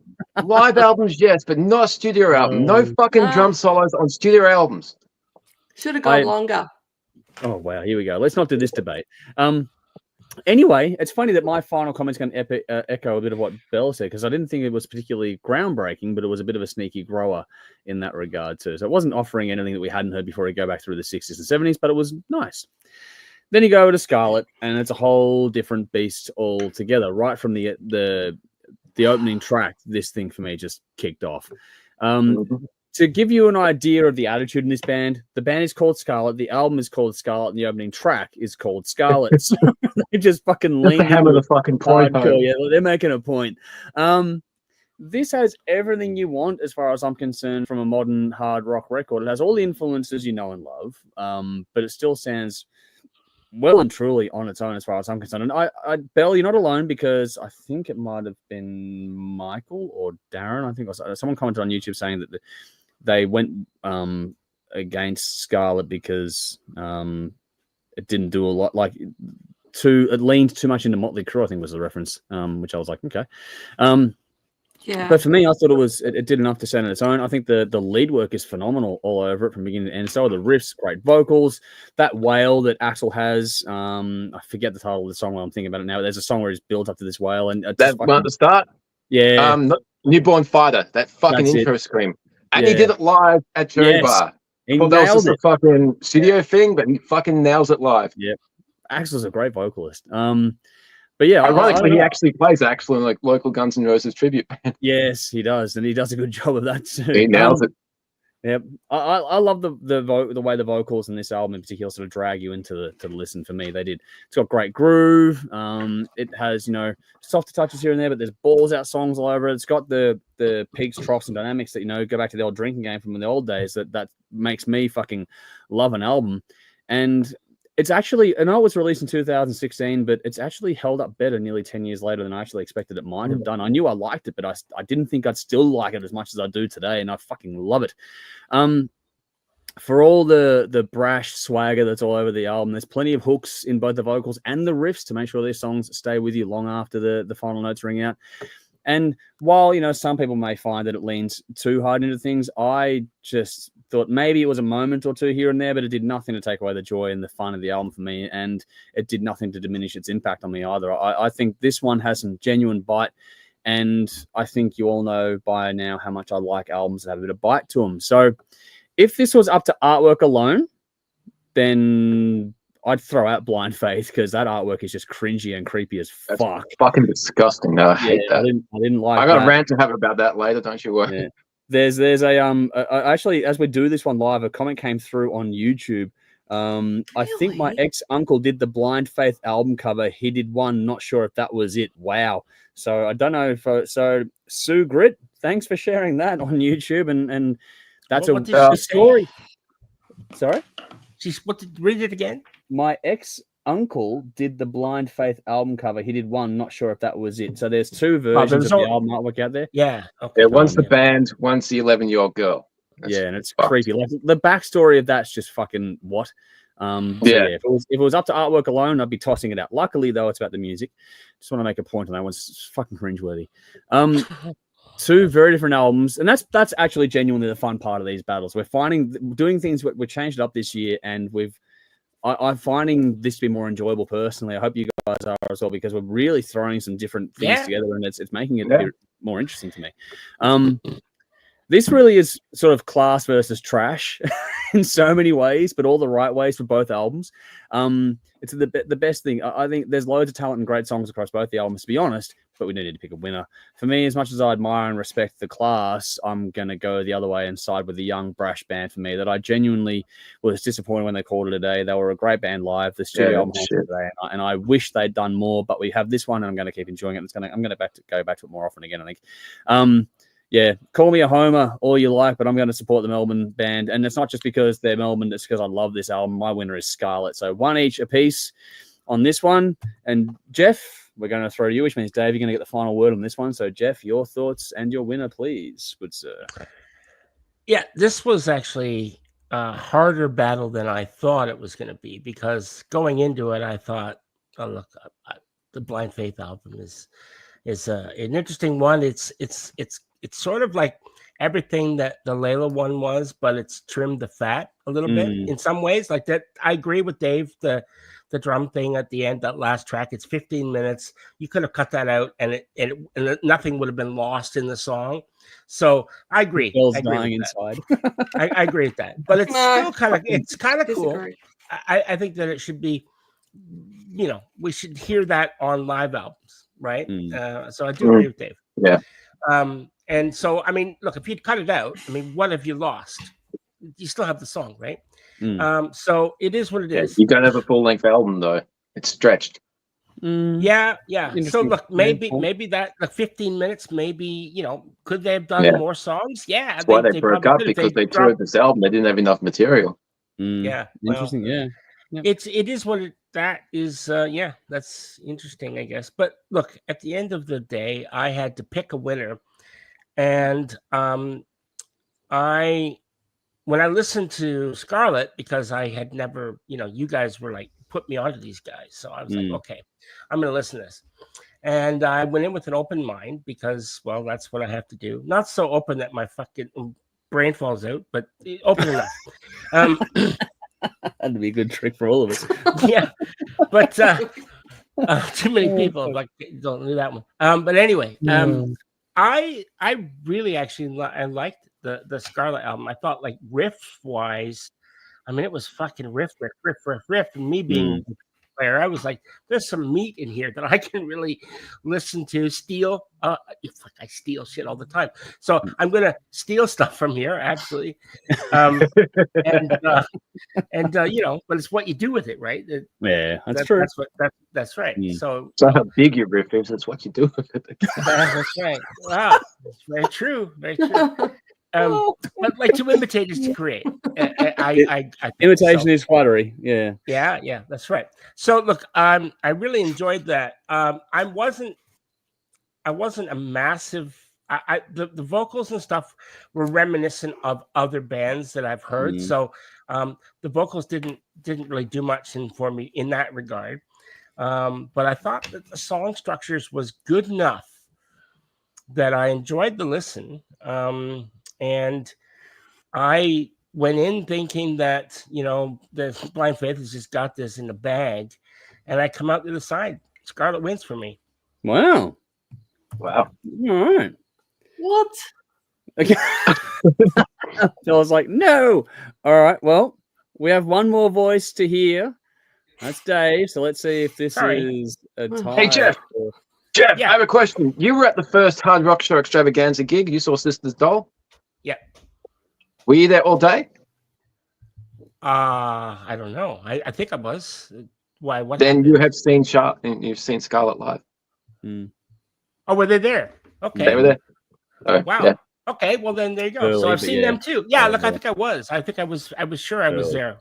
Right. Yeah, I've seen them twice. I saw them at that gig. I saw them at Cherry Bar. And they were both fucking awesome. Remember, they even opened. Is that correct?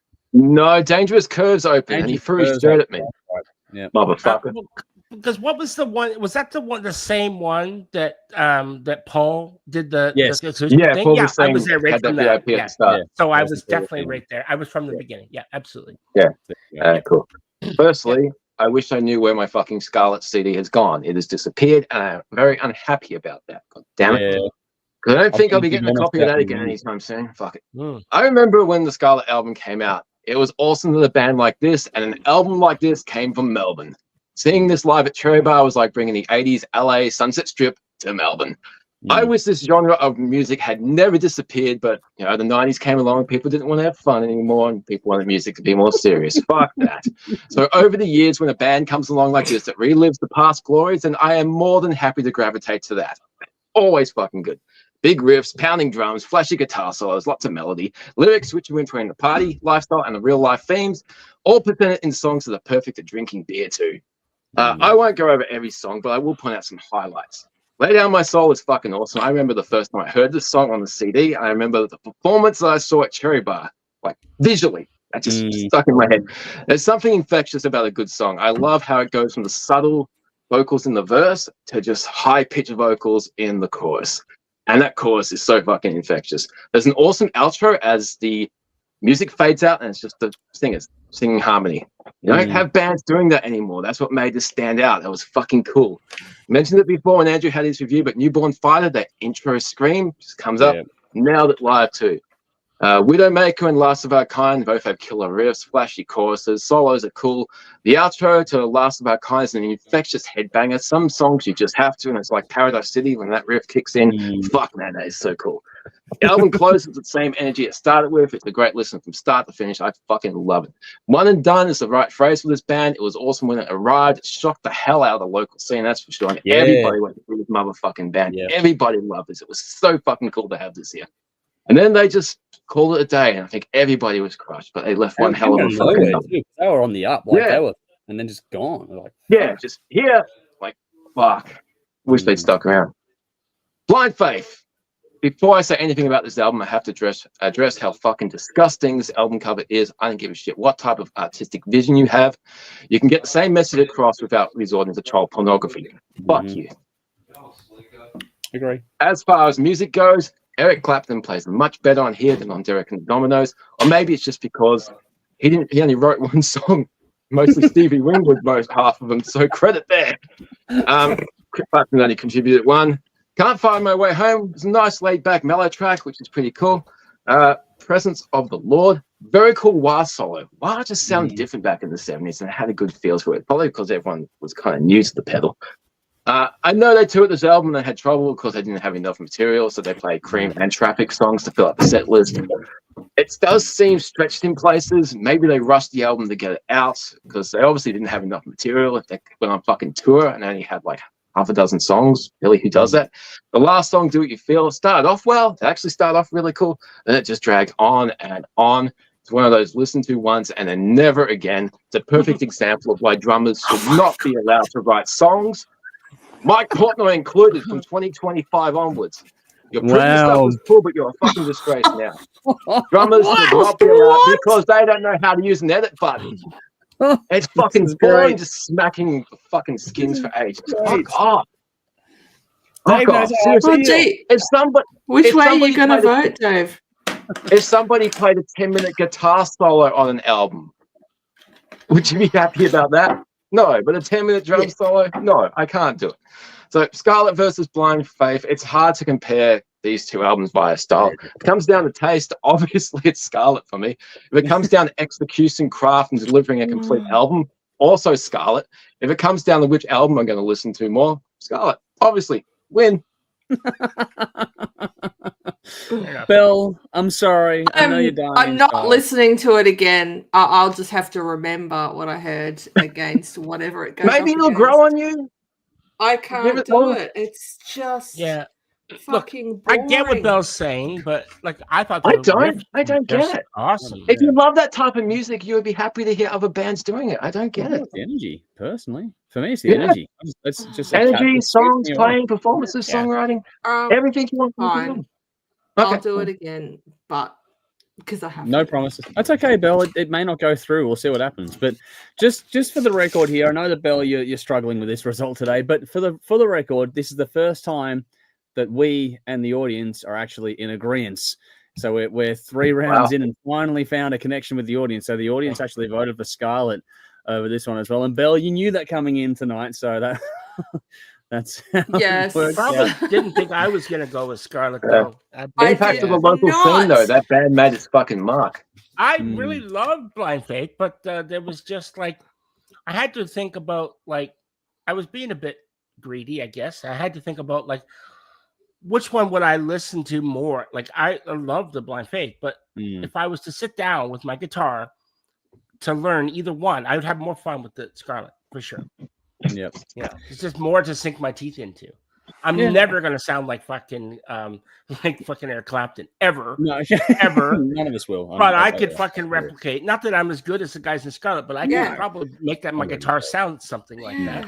Okay. I suppose as a guitarist, it could be more fun. But the problem for me is the replication of the guitar, the everything. Just that is where it was an issue for me.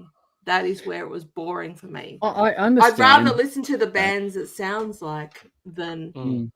But for me, there's a part of nostalgia for me, but also there's a genuine feel for me when the album comes on. The energy is just what I'm looking for. Like the opening track for me just hooks me, and I love it. I genuinely love it, despite all the cliches, which I'm going to go to comments in a second because that's getting mentioned here too.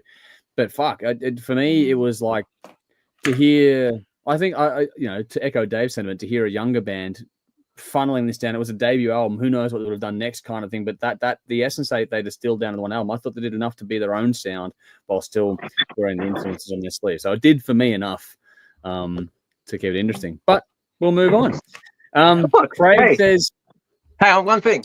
My daughter has informed us. Me and Belle have the same axle on the back." Oh wow! But what? Oh wow, you do too. Jade noticed we've both got the same axle. What the fuck is going on? Jade, why are you watching the show? I know, you should be in bed. Why aren't you in bed? Go to bed. School tomorrow. Jade. Okay, to be fair, she's been up doing her schoolwork. But apparently she's watching us, so she's been seeing Daddy swear and drink. Schoolwork. Is she doing a report on what the hard rock show said? Out of all of us, she's the most sharp-eyed because she's the one that picks up on that, and we're all sitting here talking to each other. This is what my daughter does. So well done, Jade. Good pickup. I'm actually go to bed. Impressed. That was fucking well done. Yeah. Well done. That's Oh, Belle. She was so embarrassed over that shit. She ran away. Shit. Oh, she'll come back in a second, hopefully, unless her internet decided to conk out. Let's get some comments here quickly while we can. Craig says, I can only vote for Blind Faith, but just imagine if the real Guns N' Roses actually released something like what Skärlet did in 2016. I know there's a follow-up comment, so I'm just paraphrasing. The public would have lapped it up, even though it's cliched. So that is the truth there. In 2016, if Guns N' Roses had released what Skärlet released, the people would have gone fucking nuts. Absolutely. Kat, I figured, love Skärlet's drummer Tommy. He's a great guy. He is so talented and a friend of mine. Tommy, I got a lot of love for him. He's a genuinely one of the really good ones on the Melbourne scene. So yeah, well done. Michael said I liked Skärlet leaning in a Motley Crue. So there we go. Sorry, I don't know if I got the comment right or wrong. So I don't know what I said before, but yeah. Kat says yeah, Axel is a mad vocalist. Yes, definitely. Craig says, Dave, you can get a digital download of Skärlet's album if you fail to find your CD. Well, there we go. That's nice. I'm not sure. Yeah. Maybe on Bandcamp. I know it's on Spotify, but yeah, I have to go through all the CDs. It's all out of the whack. Vinny? It wasn't a digipack, was it? It was dual case. Dual case, yeah. Yep. Yeah, it should be on the main ones, yeah. Yeah. Well, hopefully you come back. Where'd you go? I think her internet just conked out. I don't recall her saying anything. So, Vinny says, Skärlet is familiar and easy to digest for me right in my wheelchair. He's corrected it to say wheelhouse, but knowing Vinny, I'm not quite so sure. Craig says, I'll need a wheelchair soon. That's all of us as these shows go on from week to week. I'm trying to see if Bella's going to come back in or not, because usually she says something in the chat too and there's nothing in there. So we'll see what happens with that as things go on there. But next week, the battle for next week is going to be Lost Boys with Lost and Found versus Thomas Elpainen with The Life and Times of Scrooge. Yes, duck stuff. Duck stuff next week. Duck stuff. And Craig has verified dual case day. I've got mine here somewhere. I think I've got mine around somewhere too, but everything moved from Melbourne to Queensland is a bit of a fucking mess. So I'm not sure where anything is at the moment. Not even all my stuff's up here yet. So it's still some of it down in Melbourne. Not much left, but there's still a few bits and pieces down there.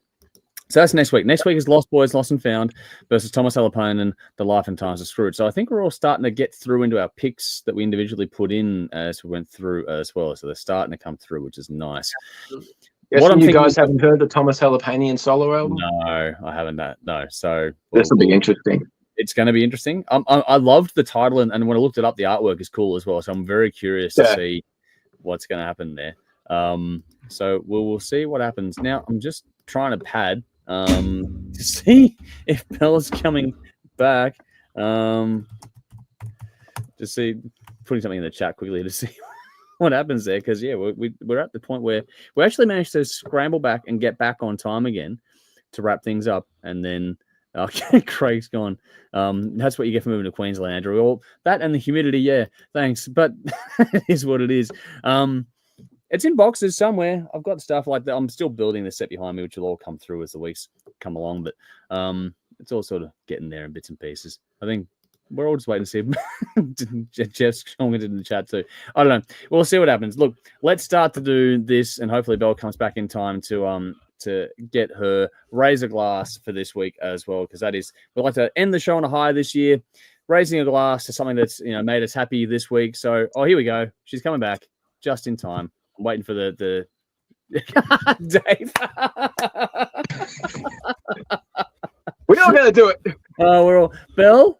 Good to see you back again. Hello. Hello. Sorry. Sorry. Okay. Hi. We all got to message you in the fucking chat. I know. I just keep hearing this bloop bloop bloop. Yeah. All good. Internet die. You guys just froze, which I guess was actually me. Yes. Freezing. Yep. You just dropped out completely. You didn't freeze. You just went. Everyone was gone. Unfortunately. Where are we at? What are we doing? We're at the razor glass, so we're just. I've padded enough for you to get back into the. We're doing the Duck album next week. Oh shit! So think about that for a second, because next week, Belle, just so you know, next week's battle is Lost Boys, Lost and Found versus Thomas Elpainen, The Life and Times of Scrooge. That's next week's battle for you. Scrooge McDuck. You got to say Duck. I get it now. We're just going to call this the Duck album, aren't we? That's what we're going to call the Duck album. There's an interview Thomas did last year with the promotion of the new album, and he's talking about how he's got Ori with his wife and Troy Denockley and Nightwish, and he can pretty much cover everything he did with that. And he doesn't think he's going to do another solo album. He was asked why he did that Duck album as a solo album. He says, because the guys in the band don't have such an intimate relationship to a duck. I'm not sure that's the word I'd want to use, but all right. It's just that dry fucking Finnish humor. Yeah. Fucking hilarious. That's great. Oh, wow. Oh, hang on. Here we go. Michael's gone. I propose a game where Dave has to play drum solos and we have to guess them. Do you know what? There's a fucking drum kit right Guaranteed. behind this light here. We can Now, do this. This is where it gets funny because Michael said, I think, Dave, you have Andrew's old drum kit. You're all set. So there we go. That's exactly I do. right. Actually, do you know what? We'll get Rory I'll in, be and sure. he'll play. Rory will play the drum solo from Pink Floyd live in Pompeii. Just fucking smashing everything for 5 minutes. That's exactly what he did. Basically, yeah. Animal on pot is what it's going to be. Yes. So disappointed. I'm proud, but I'm disappointed. Fucking drum solos, my God. Oh, fuck. Speaking of disappointment, Jade, if you're still watching, my daughter finally disappointed me musically. I didn't mind that she's listening to Eminem. Some of that I can tolerate, okay? But she says, Dad, I like this band. I'm like, what's it called? She says, My Chemical Romance. Oh, no. Yes, Jade. No. Black Parade is a ripper. Black fucking Parade emos. No. No, she likes that Teenagers song. Yeah, that's a great song. No. Jade, I'm with you.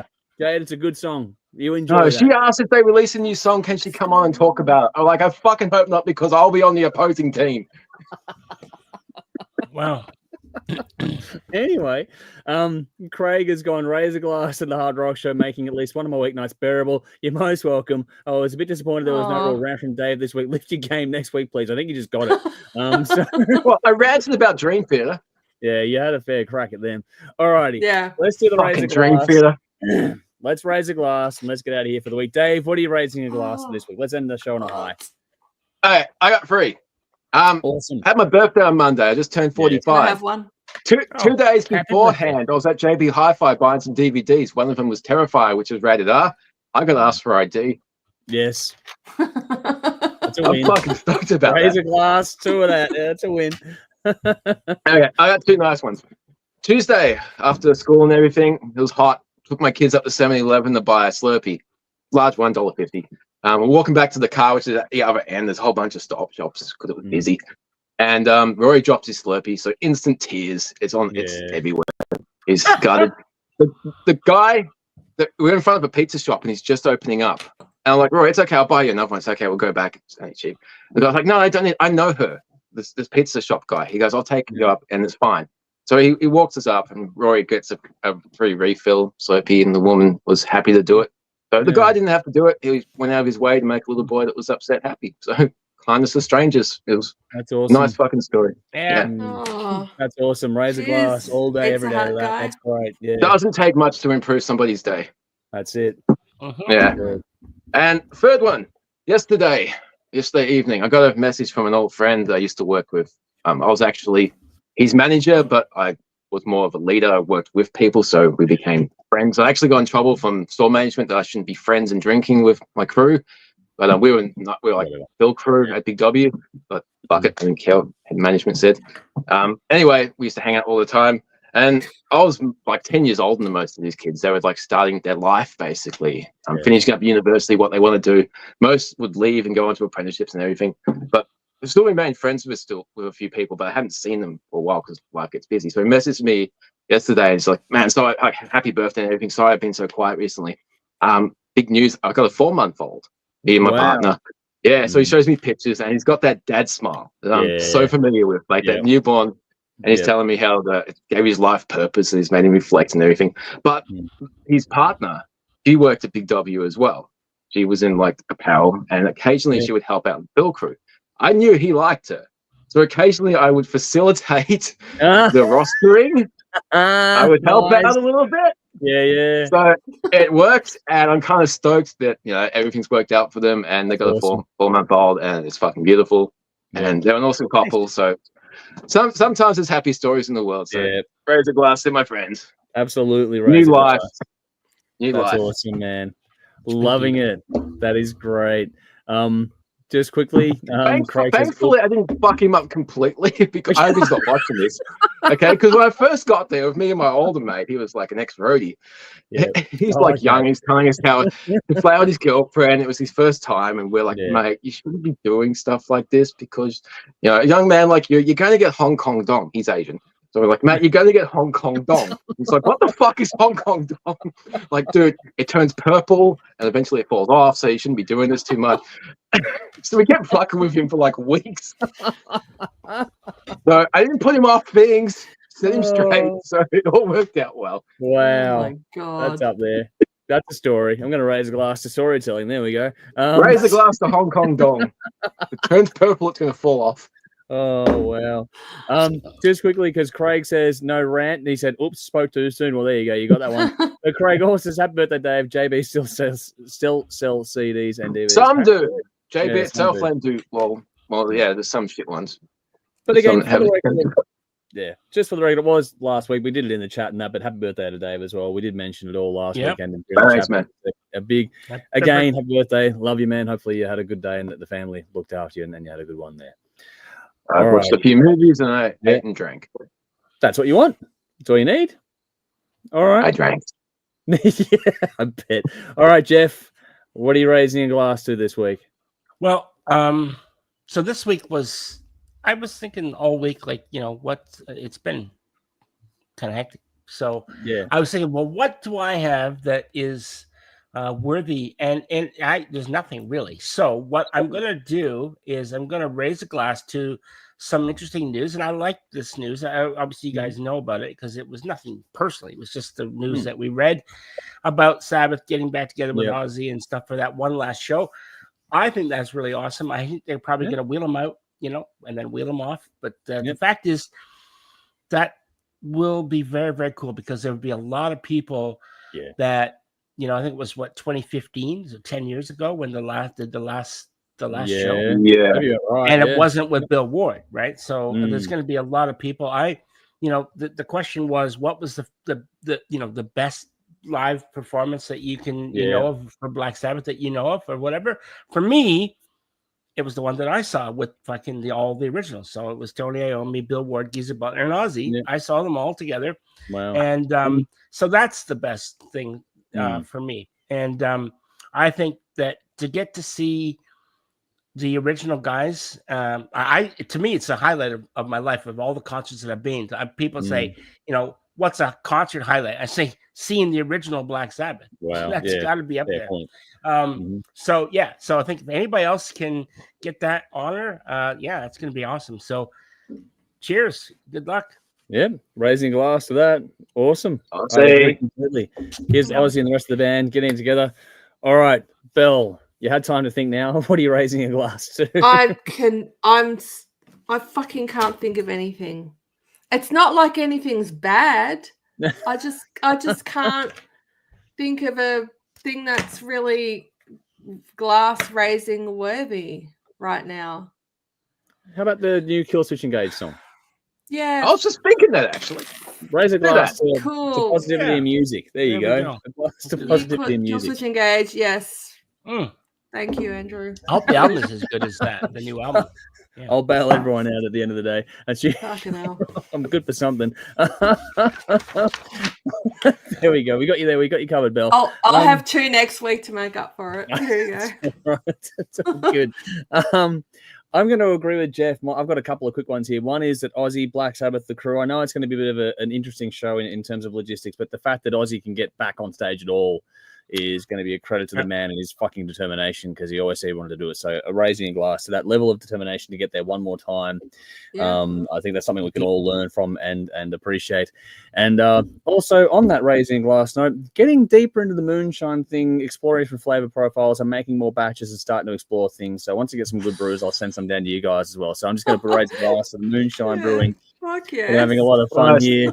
I'm out, but more drink. Yeah. So that's my fun and games part of things as we go through.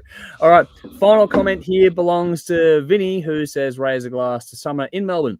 It's been a decent season, and that light show last weekend was super exciting to boot. So there we go. Yeah, there was some good storms down there for you guys. So it's pretty fucking hot at the moment. Yes.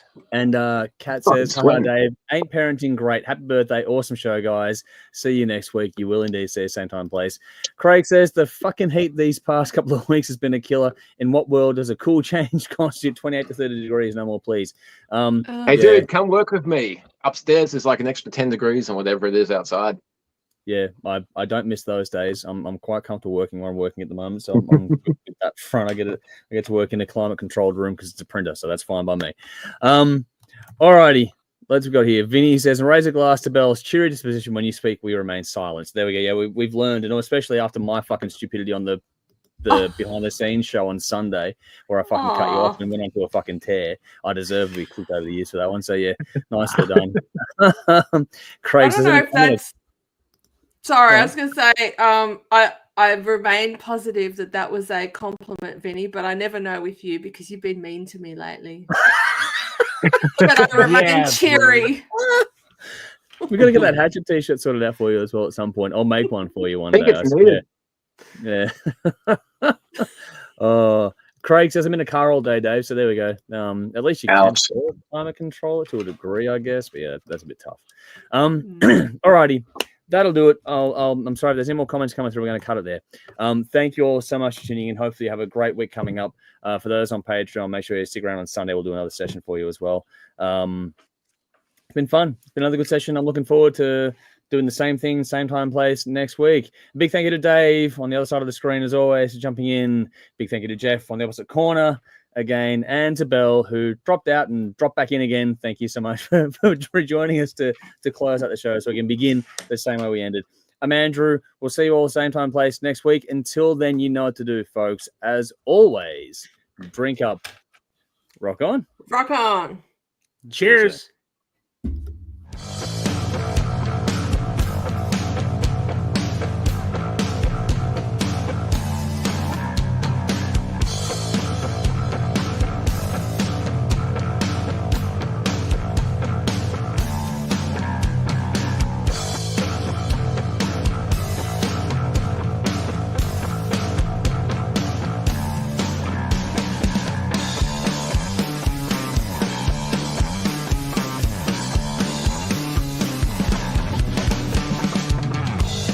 Be.